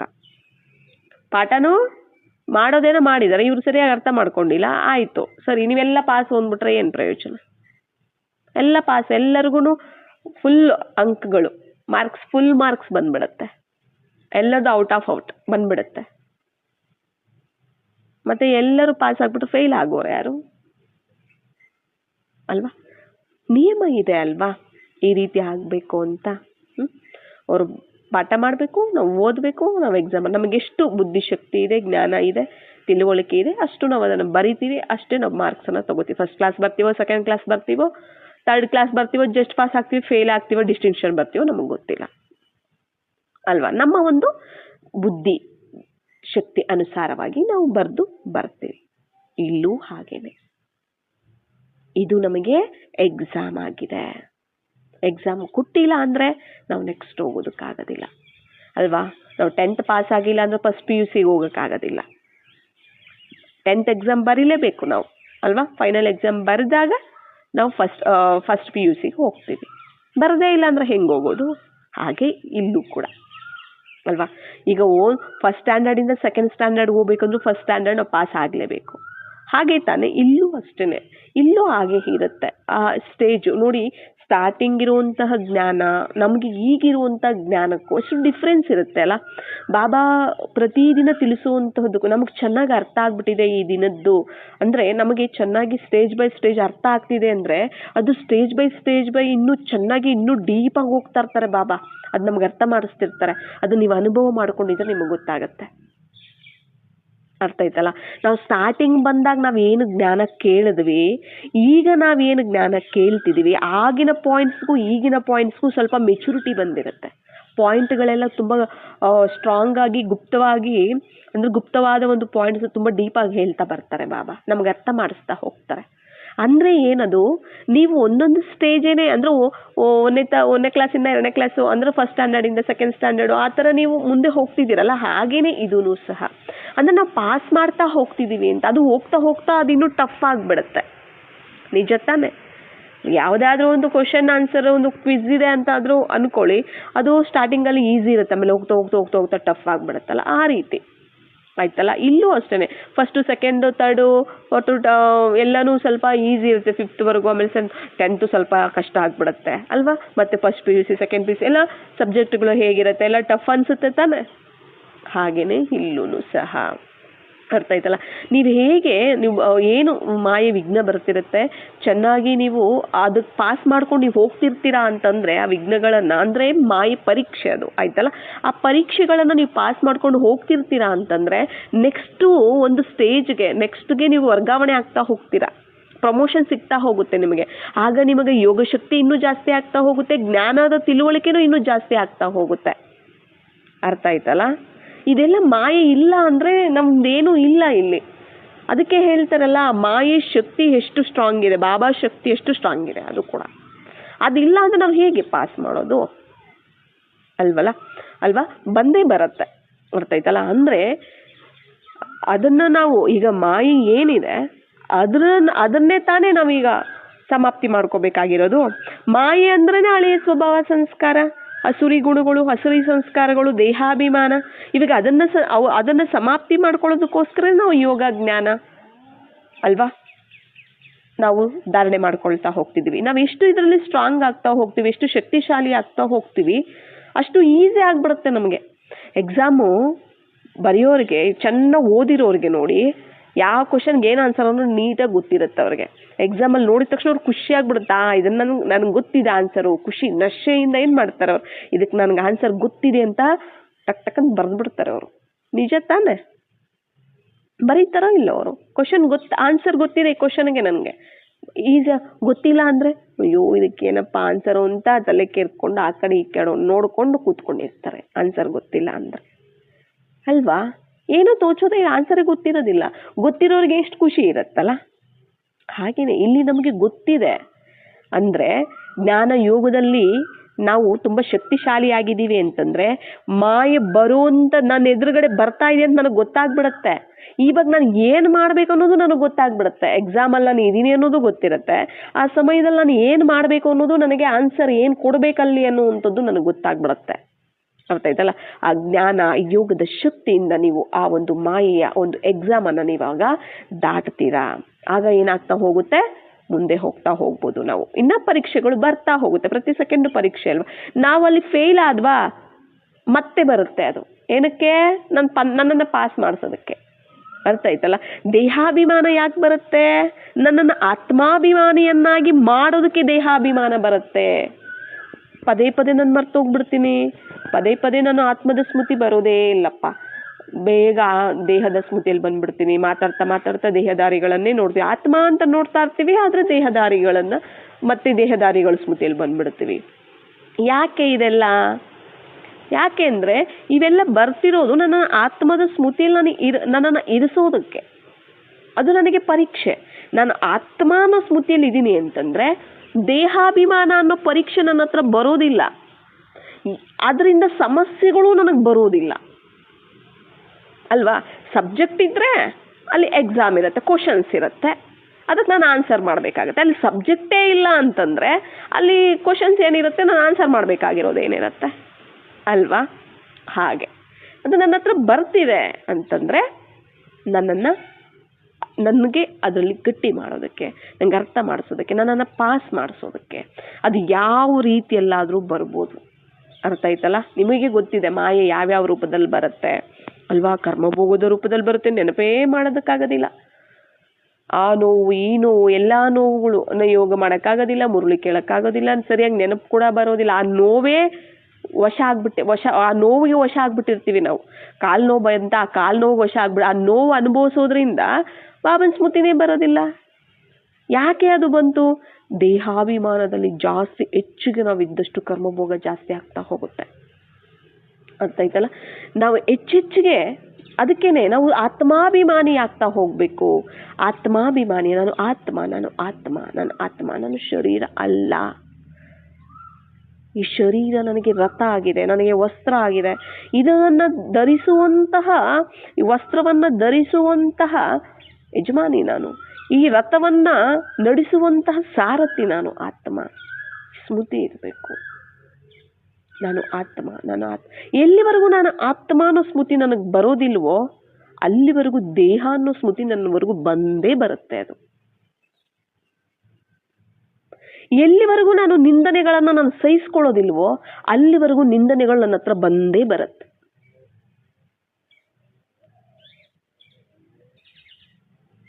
ಇದೆಲ್ಲವೂ ಸಹ ನಮಗೆ ಪಾಠ ಕಲಿಸುವಂಥದ್ದು. ಮಾಯೆನ ನಾವು ಬ್ಲೇಮ್ ಮಾಡ್ಬೇಕು. ಅದು ಕೆಟ್ಟದ್ದಾ ಮಾಯೆ? ಕೆಟ್ಟದ್ದಾ ಹೇಳಿ? ಅದು ಏನಾಗುತ್ತೆ ಗೊತ್ತಾ? ಯೋಗ ಎಲ್ಲ ಚೆನ್ನಾಗಾಯ್ತು, ಎಲ್ಲ ಆಯಿತು, ಯೋಗ ಶಕ್ತಿ ಇದೆ, ಜ್ಞಾನ ಶಕ್ತಿ ಇದೆ, ಅದು ಬಂತು ಆಯಿತಾ. ಅದು ಬಂದರೆ ಅದರ ಎಫೆಕ್ಟ್ ನಮಗೆ ಆಗೋದಿಲ್ಲ. ನಾವು ಯೋಗ ಜ್ಞಾನದಿಂದನೇ ಅದ್ರ ಮೇಲೆ ವಿಜಯ ಪಡ್ಕೊಂಡ್ಬಿಟ್ವಿ, ಪಾಸ್ ಆಗಿಬಿಟ್ವಿ. ಓಕೆ, ಫೇಲ್ ಆಗಿಬಿಟ್ವಿ ಅಂದರೆ ಏನಾಗುತ್ತೆ ಹೇಳಿ? ಅದನ್ನು ಅನುಭವಿಸ್ಬೇಕಾಗತ್ತೆ. ನಾನು ಅನುಭವಿಸಿ ಶಿಕ್ಷೆ ತಿಂದು ಪಾಠ ಕಲಿಯುವಂಥದ್ದು ಅಲ್ವಾ. ಅನುಭವಿಸಿ ಶಿಕ್ಷೆ ತಿಂದು ಪಾಠ ಕಲಿಯುವಂಥದ್ದು ಅಂದರೆ ಸಮಯ ಪಾಠ ಕಲಿಸ್ತು ಅಂತ ಅರ್ಥ. ಸಮಯನೂ ಏನಾಗ್ಬಿಡುತ್ತೆ, ನಮಗೆ ಪಾಠ ಕಲಿಸಕ್ಕೆ ಬಂದ್ಬಿಡತ್ತೆ. ಸಮಯನೂ ಸಹ ನಮಗೆ ಶಿಕ್ಷಕ ಆಗ್ಬಿಡುತ್ತೆ. ಆಗ ಬಾಬಾ ಹೇಳ್ತಾರೆ, ನೀವೇ ರಚಯಿತರು, ಮಾಸ್ಟರ್ ರಚಯಿತರು. ಎಲ್ಲವೂ ನಿಮ್ಮ ರಚನೆ ಅಲ್ವಾ? ಎಲ್ಲವೂ ನಿಮ್ಮ ರಚನೆ ಆಗಿದೆ. ಮಾಯೆಯನ್ನು ಯಾರು ರಚನೆ ಮಾಡಿದ್ದು? ನಾವು ಮಾಡಿದ್ವಾ? ಯಾರು ಮಾಡಿದ್ರು? ನಮ್ಮಲ್ಲಿರೋ ವಿಕಾರಗಳು ದೇಹ ನಮ್ಮಲ್ಲಿರೋದೇ ಅಲ್ವಾ, ಅದು ಮಾಯೆ. ನಾವೇ ತಾನೇ ರಚನೆ ಮಾಡಿದ್ದು. ಮತ್ತೆ ನಮ್ಮ ಮಾತು ಅದು ಕೇಳಬೇಕಾ? ಅದರ ಮಾತು ನಾವು ಕೇಳಬೇಕಾ ಅಲ್ವಾ? ಅದು ಬಂದಿದೆ ಅಂದರೆ ನನಗೆ ಎಕ್ಸಾಮು, ಅದನ್ನು ನಾನು ಪಾಸ್ ಮಾಡಬೇಕಷ್ಟೇ, ನಾನು ಗೆಲ್ಲಬೇಕಷ್ಟೇ, ನಾನು ಪಾಸ್ ಆಗಬೇಕಷ್ಟೇ, ವಿಜಯವನ್ನು ಪಡ್ಕೋಬೇಕಷ್ಟೆ. ಸೋತ್ವಿ ಅಂದರೆ ಅದು ದೊಡ್ಡದಾಗ್ಬಿಡುತ್ತೆ, ಅದು ಸ್ಟ್ರಾಂಗ್ ಆಗಿಬಿಡುತ್ತೆ, ಅದು ಮುಂದೆ ಬಂದ್ಬಿಡುತ್ತೆ ಅಲ್ವಾ? ನಮ್ಗೆ ಎಕ್ಸಾಮು ಚೆನ್ನಾಗೆ ಅರ್ಥ ಅಂದರೆ ನಂಗೆ ಚೆನ್ನಾಗಿ ಎಲ್ಲ ನಮ್ಮ ಟೀಚರ್ ಪಾಠ ಮಾಡಿರೋ ನನಗೆಲ್ಲ ನೀಟಾಗಿ ಲೆಸನ್ಸ್ ಎಲ್ಲ ನೀಟಾಗಿ ಅರ್ಥ ಆಗಿಬಿಟ್ಟಿದೆ ಅಂದರೆ ಎಕ್ಸಾಮ್ ಬರೆಯೋಕೆ ಕೂತಾಗ ನನಗೆಷ್ಟು ಈಸಿ ಅನಿಸ್ಬಿಡುತ್ತೆ ಅಂದರೆ ಟಫ್ ಅಂತಲೇ ಅನ್ಸೋದಿಲ್ಲ, ಕಷ್ಟನೇ ಅನ್ಸೋದಿಲ್ಲ ನನಗೆ. ಈಸಿಯಾಗಿ ಬರೆದ್ಬಿಟ್ಟು ಎಲ್ಲರಿಗಿಂತ ಅಡಿಷನಲ್ ಶೀಟ್ಗಳೆಲ್ಲ ತೊಗೊಂಡ್ಬಿಟ್ಟು ಎಲ್ಲರಿಗಿಂತ ಫಸ್ಟೇ ಬರೆದ್ಬಿಟ್ಟು ಕೊಟ್ಬಿಟ್ಟು ಬಂದುಬಿಡ್ತೀನಿ ಖುಷಿಯಿಂದ. ಎಲ್ಲ ನನಗೆ ಗೊತ್ತಿದೆ ಅಂತ. ಗೊತ್ತಿಲ್ಲ ಅಂತಂದರೆ ಲಾಸ್ಟ್ವರೆಗೂ ಅದಕ್ಕೇನು ಇದಕ್ಕೇನು ಅಂತ ಯೋಚನೆ ಮಾಡ್ಕೊಂಡು ಆ ಕಡೆ ಈ ಕಡೆ ನೋಡಿಕೊಂಡು ಇದ್ದು ಬರ್ತೀನಿ ನಾನು. ಇಲ್ಲೂ ಅಷ್ಟೆ, ನನಗೆ ಚೆನ್ನಾಗಿ ಗೊತ್ತಿದೆ. ಯೋಗದ ಒಂದು ಶಕ್ತಿ ಇದೆ ನನ್ನ ಹತ್ರ, ಜ್ಞಾನದ ಒಂದು ಶಕ್ತಿ ಇದೆ ನನ್ನ ಹತ್ರ, ಬಾಬಾ ಇದ್ದಾರೆ ನನ್ನ ಜೊತೆ ಅಲ್ವಾ? ಇದ್ದಾರೆ ಅಂತಂದಾಗ ಏನಾಗತ್ತೆ ಅವಾಗ? ಖುಷಿಯಿಂದ ನಾನು ಅದು ಫೇಸ್ ಮಾಡ್ತೀನಿ, ವಿಜಯವನ್ನು ಪಡ್ಕೋತೀನಿ. ಇದು ಬರ್ತಾ ಇದೆ, ಖುಷಿ ಆಗ್ಬಿಡುತ್ತೆ. ಯಾಕಂದ್ರೆ ನಮಗೆಲ್ಲ ಗೊತ್ತಿರುತ್ತಲ್ಲ, ನಥಿಂಗ್ ನ್ಯೂ ಅನ್ನೋದು ಗೊತ್ತು, ಡ್ರಾಮಾ ಜ್ಞಾನ ಗೊತ್ತು, ಮತ್ತೆ ಬಾಬಾ ಶಕ್ತಿ ಇದೆ, ಎಲ್ಲ ಇರುತ್ತೆ. ಅದನ್ನು ನಾನು ಪಾಸ್ ಮಾಡೋಕ್ಕಷ್ಟೇ ನಾನು ನೋಡ್ತೀನಿ ಆ ಸಮಯದಲ್ಲಿ. ಇಲ್ಲ ಅಂದರೆ ಅಷ್ಟೇ, ನನಗೇ ಬರಬೇಕಾ, ನನಗೇ ಈ ಥರ ಆಗಬೇಕಾ, ಯಾಕೆ ಬಂತು, ಯಾಕೆ ಆ ಥರ ಆಯಿತು, ಅವ್ರು ಯಾಕೆ ನನ್ನನ್ನು ಹಂಗಂದ್ರು, ಇವ್ರು ಯಾಕೆ ನನ್ನನ್ನು ಈ ಥರ ಅಂದರು, ಈ ಥರ ಅನ್ಬಾರ್ದಾಗಿತ್ತು, ಈ ಥರ ನಡಿಬಾರ್ದಾಗಿತ್ತು, ಅಯ್ಯೋ ಕಷ್ಟಪಡ್ತೀವಿ. ಗೊತ್ತಿರೋದಿಲ್ಲಲ್ಲ, ಅದಕ್ಕೆ ಕ್ವಶನ್ಗಳು ಯಾಕೆ ಈ ಥರ, ಯಾಕೆ ಆ ಥರ. ಅದು ಎಕ್ಸಾಮ್ ಬಂದಿದೆ ಅಂತ ನಮಗೆ ಗೊತ್ತಿರೋದಿಲ್ಲ, ಸ್ಮೃತಿನೂ ಇರೋದಿಲ್ಲ, ಯಾಕೆ ಬಂತು, ಯಾಕೆ ಆ ಥರ ಆಯಿತು ಅಂತ ಯೋಚನೆ ಮಾಡ್ತೀವಿ ಅಲ್ವಾ? ಮಾಯೆ ಎಷ್ಟು ನಮಗೆ ಸಹಯೋಗ ಕೊಡ್ತಿದೆ, ಎಷ್ಟು ನಮಗೆ ಅದು ಒಳ್ಳೆ ರೀತಿಯಾಗಿ ಬಂದಿದೆ. ಮಾಯೆ ಪ್ರಪಂಚ ನಿಜ. ಮಾಯೆ ಪ್ರಪಂಚದಲ್ಲಿ ಇರ್ತಾ ಈಗ ನಾವು ಮಾಯೆಯಿಂದ ವಿಜಯವನ್ನು ಪಡ್ಕೋಬೇಕಂದ್ರೆ ಮಾಯೆನೇ ಬೇಕಾಗತ್ತೆ. ಅದು ಇಲ್ಲ ಅಂದರೆ ನಾವು ಎಕ್ಸಾಮ್ನ ಬರೆಯೋಕ್ಕಾಗೋದಿಲ್ಲ. ನೀವು ಚೆನ್ನಾಗಿ ಓದಿದ್ರು, ಚೆನ್ನಾಗಿ ಓದಿಲ್ಲ ಅಂದರೂ ಕೂಡ ಮಾಯೆನೇ ದೇಹಾಭಿಮಾನ, ಮಾಯೆನೇ ಹಳೆಯ ಸ್ವಭಾವ ಸಂಸ್ಕಾರ, ಅದೆಲ್ಲದರ ಮೇಲೆ ಅವುಗಳ ಮೇಲೆ ವಿಜಯ ಪಡ್ಕೊಳ್ಬೇಕಂದ್ರೆ ಜ್ಞಾನ ಯೋಗ ಶಕ್ತಿ ಬೇಕು. ನೆಂಟವರೆಗೂ ಸಹ ಅದು ಬೇಕೇ ಬೇಕಾಗತ್ತೆ. ಯಾಕಂದರೆ ನಾವು ಮಾಯೆ ಪ್ರಭಾವದಲ್ಲಿ ಬರೋರು ನಾವೇ. ಅರ್ಧಕಲ್ಪ ಅದರಿಂದ ಮುಕ್ತಿಯನ್ನು ಅರ್ಧಕಲ್ಪ ಪಡ್ಕೊಳ್ಳೋರು ನಾವೇ ಆಗಿದ್ವಿ, ಬಾಬಾ ಅಲ್ಲ. ಅದರಿಂದ ಅದಿದ್ರೇ ನಾವು ಯೋಗದ ಮೂಲಕ ಸಮಾಪ್ತಿ ಮಾಡ್ಕೊಳ್ಬೇಕಾದ್ರೂ, ಯೋಗದ ಮೂಲಕ ಯೋಗ ಶಕ್ತಿಯಿಂದ ಜ್ಞಾನ ಶಕ್ತಿಯಿಂದ ನಾವು ಪಾಸ್ ಆಗಬೇಕಾದ್ರೂ ಕೂಡ ಮಾಯೆ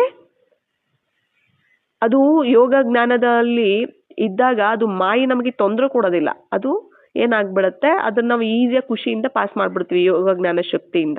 ಆದರೆ ಅದು ಇದ್ದಿದ್ದಕ್ಕೆ ತಾನೇ ನಾವು ಪಾಸ್ ಮಾಡ್ತೀವಿ. ಇಲ್ಲಾಂದರೆ ಯಾವುದ್ರ ಮೇಲೆ ನಾವು ಗೆಲ್ಲೋದು, ಯಾವುದ್ರ ಮೇಲೆ ಗೆಲ್ಲೋದು?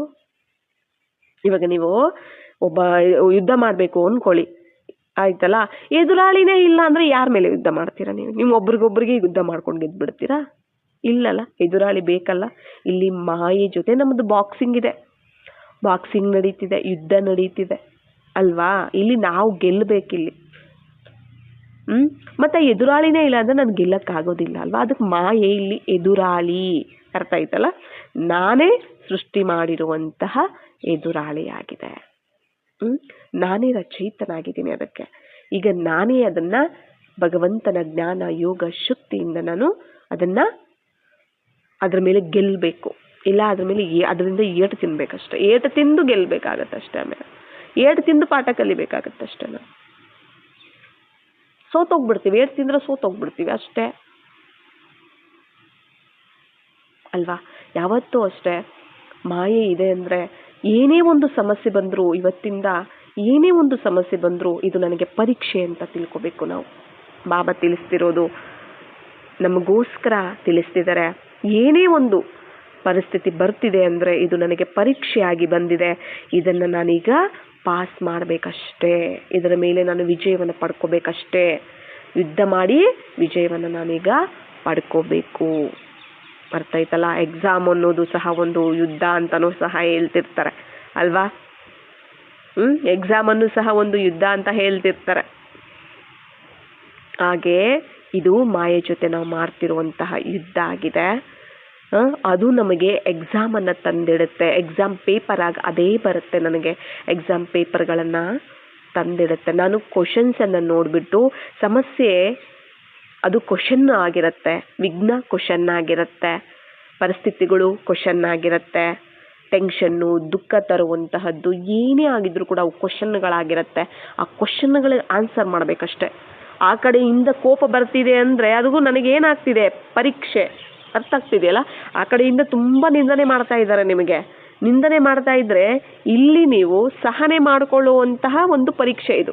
ಸಹನೆ ಮಾಡ್ಕೊಂಡು ಗೆಲ್ಲಬೇಕೀಗ ನೀವು, ಆಯ್ತಲ್ಲ? ಸಹನೆ ಮಾಡಿಕೊಂಡು ಶುಭ ಭಾವನೆಯನ್ನು ಇಟ್ಟು ನೀವು ಗೆಲ್ಲಬೇಕಾಗತ್ತೆ. ಅರ್ಥ ಆಯ್ತಲ್ಲ? ಮತ್ತೆ ನೀವು ಸಹನೆ ಮಾಡಿಕೊಳ್ಳೋದು, ಸಹನೆಯನ್ನು ಮಾಡ್ತಿರಲ್ಲ, ಶುಭ ಭಾವನೆ ಇಡ್ತಿರಲ್ಲ, ಆ ಕಡೆಯಿಂದ ಬಂದಿದ್ದ ನಿಂದನೆ ಅನ್ನೋ ಪರೀಕ್ಷೆಗೆ ನೀವು ಇಲ್ಲೇನು ಮಾಡಿದ್ರೆ ಆನ್ಸರ್ ಕೊಟ್ರಿ. ಅರ್ಥ ಆಯ್ತಲ್ಲ? ಕೆಟ್ಟದಕ್ಕೆ ಒಳ್ಳೇದು ಆನ್ಸರ್, ಕೆಟ್ಟದಕ್ಕೆ ಕೆಟ್ಟದ್ದೇ ಆನ್ಸರ್ ಅಲ್ಲ. ಇಲ್ಲಿ ಬಾಬಾರವರ ಒಂದು ಈ ನಿಯಮದಲ್ಲಿ, ಬಾಬಾರವರ ಒಂದು ಜ್ಞಾನದಲ್ಲಿ ನಾವು ಇಲ್ಲಿ ಅರ್ಥ ಮಾಡ್ಕೋಬೇಕು. ಬಾಬಾರವರ ಒಂದು ಮಾರ್ಗದಲ್ಲಿ ಕೆಟ್ಟದಕ್ಕೆ ಕೆಟ್ಟದ್ದೇ ಆನ್ಸರ್ ಅಲ್ಲ, ಕೆಟ್ಟದಕ್ಕೆ ಒಳ್ಳೇದು ಆನ್ಸರು. ನೆಗೆಟಿವ್ಗೆ ಪಾಸಿಟಿವ್ ಆನ್ಸರ್ ಇದೆ.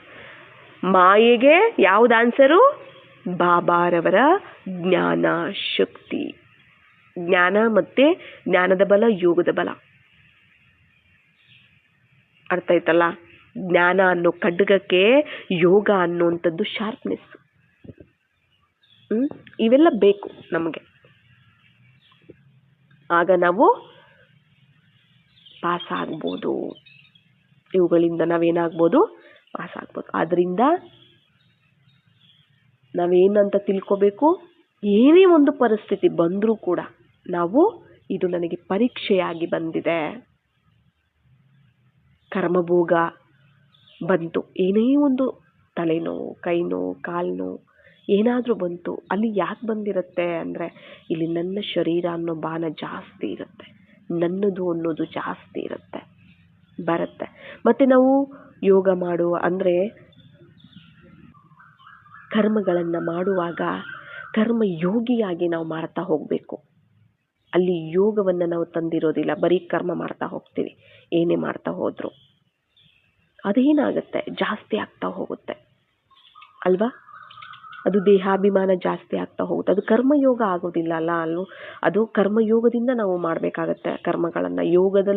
ಕರ್ಮದಲ್ಲಿ ಯೋಗವನ್ನು ಮಿಕ್ಸ್ ಮಾಡಬೇಕು. ಕರ್ಮ ಮತ್ತು ಯೋಗ ಅಂದರೆ ಕರ್ಮ ಮತ್ತು ಸ್ಮೃತಿ ಎರಡು ಬ್ಯಾಲೆನ್ಸ್ ಇರಬೇಕು ಅಂತ ಹೇಳ್ತಾರೆ.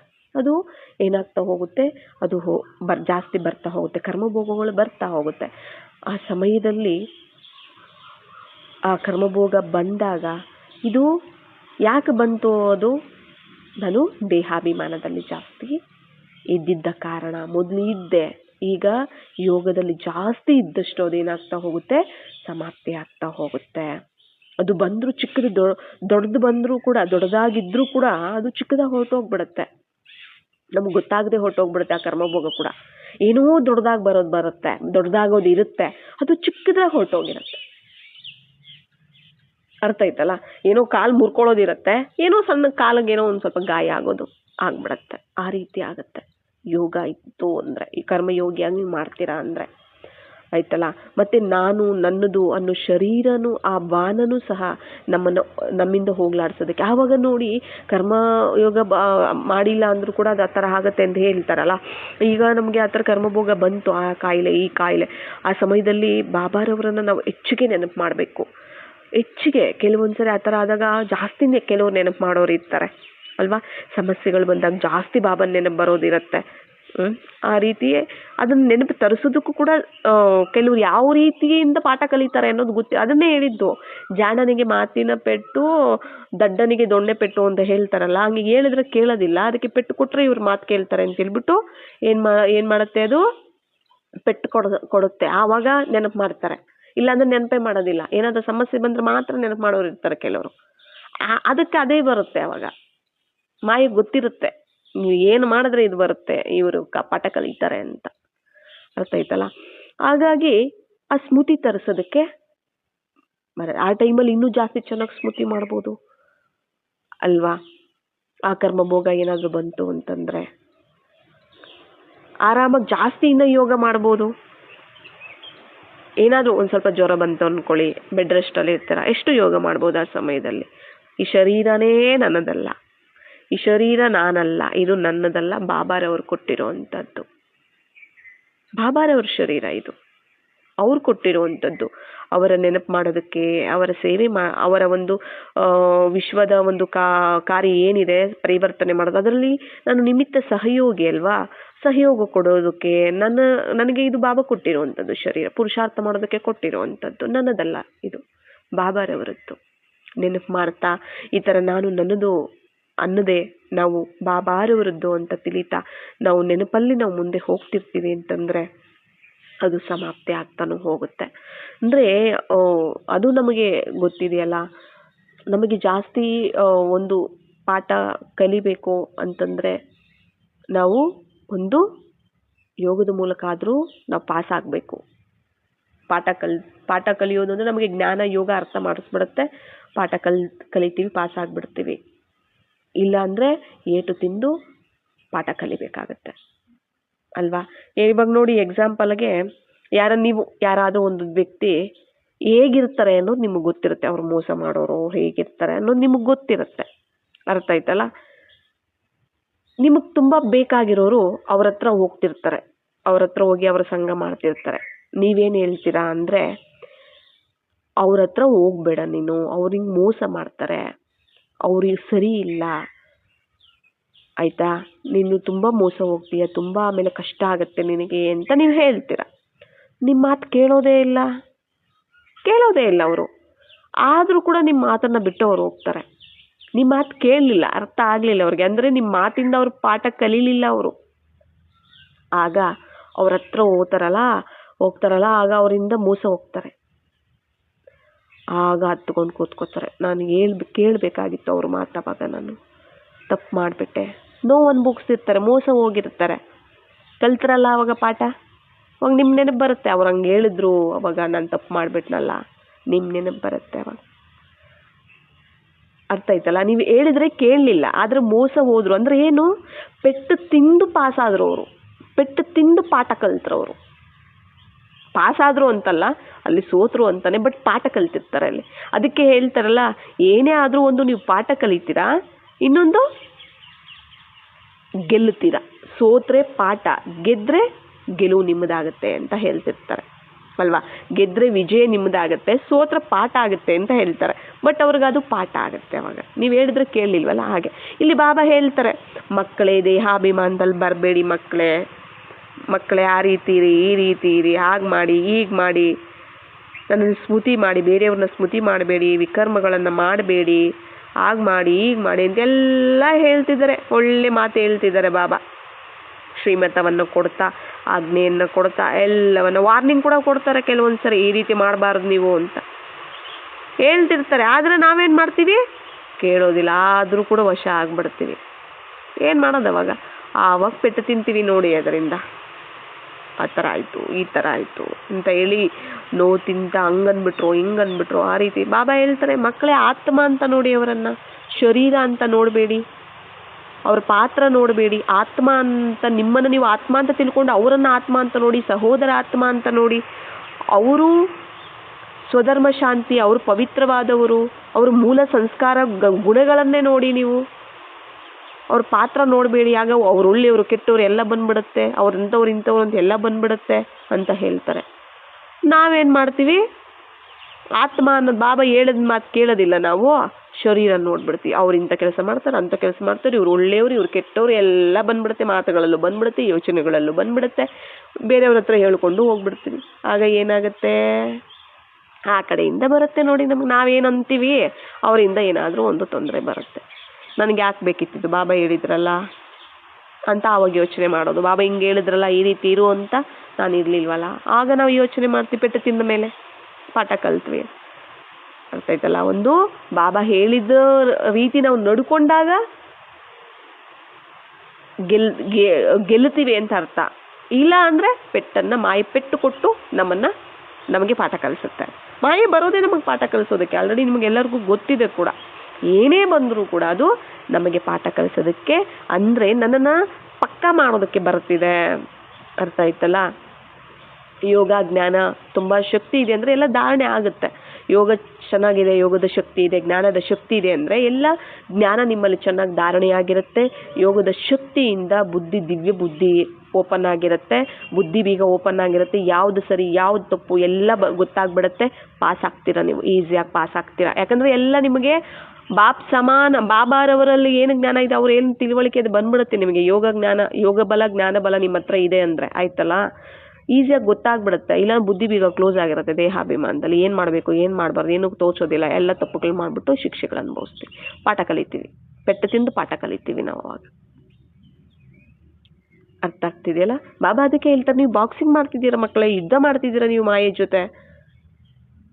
ನೀವು ವಿಜಯವನ್ನು ಪಡ್ಕೋಬೇಕು. ನೀವು ಮಾಯಾಜೀತರು, ಕಲ್ಪದ ನೀವು ಮಾಯಾಜೀತರು. ಮಾಯೆಯಿಂದ ನೀವು ವಿಜಯವನ್ನು ಪಡ್ಕೊಳ್ಳುವಂಥವ್ರು ವಿಜಯ ರತ್ನಗಳು. ನೀವು ಕಲ್ಪದ ವಿಜಯ ರತ್ನಗಳು.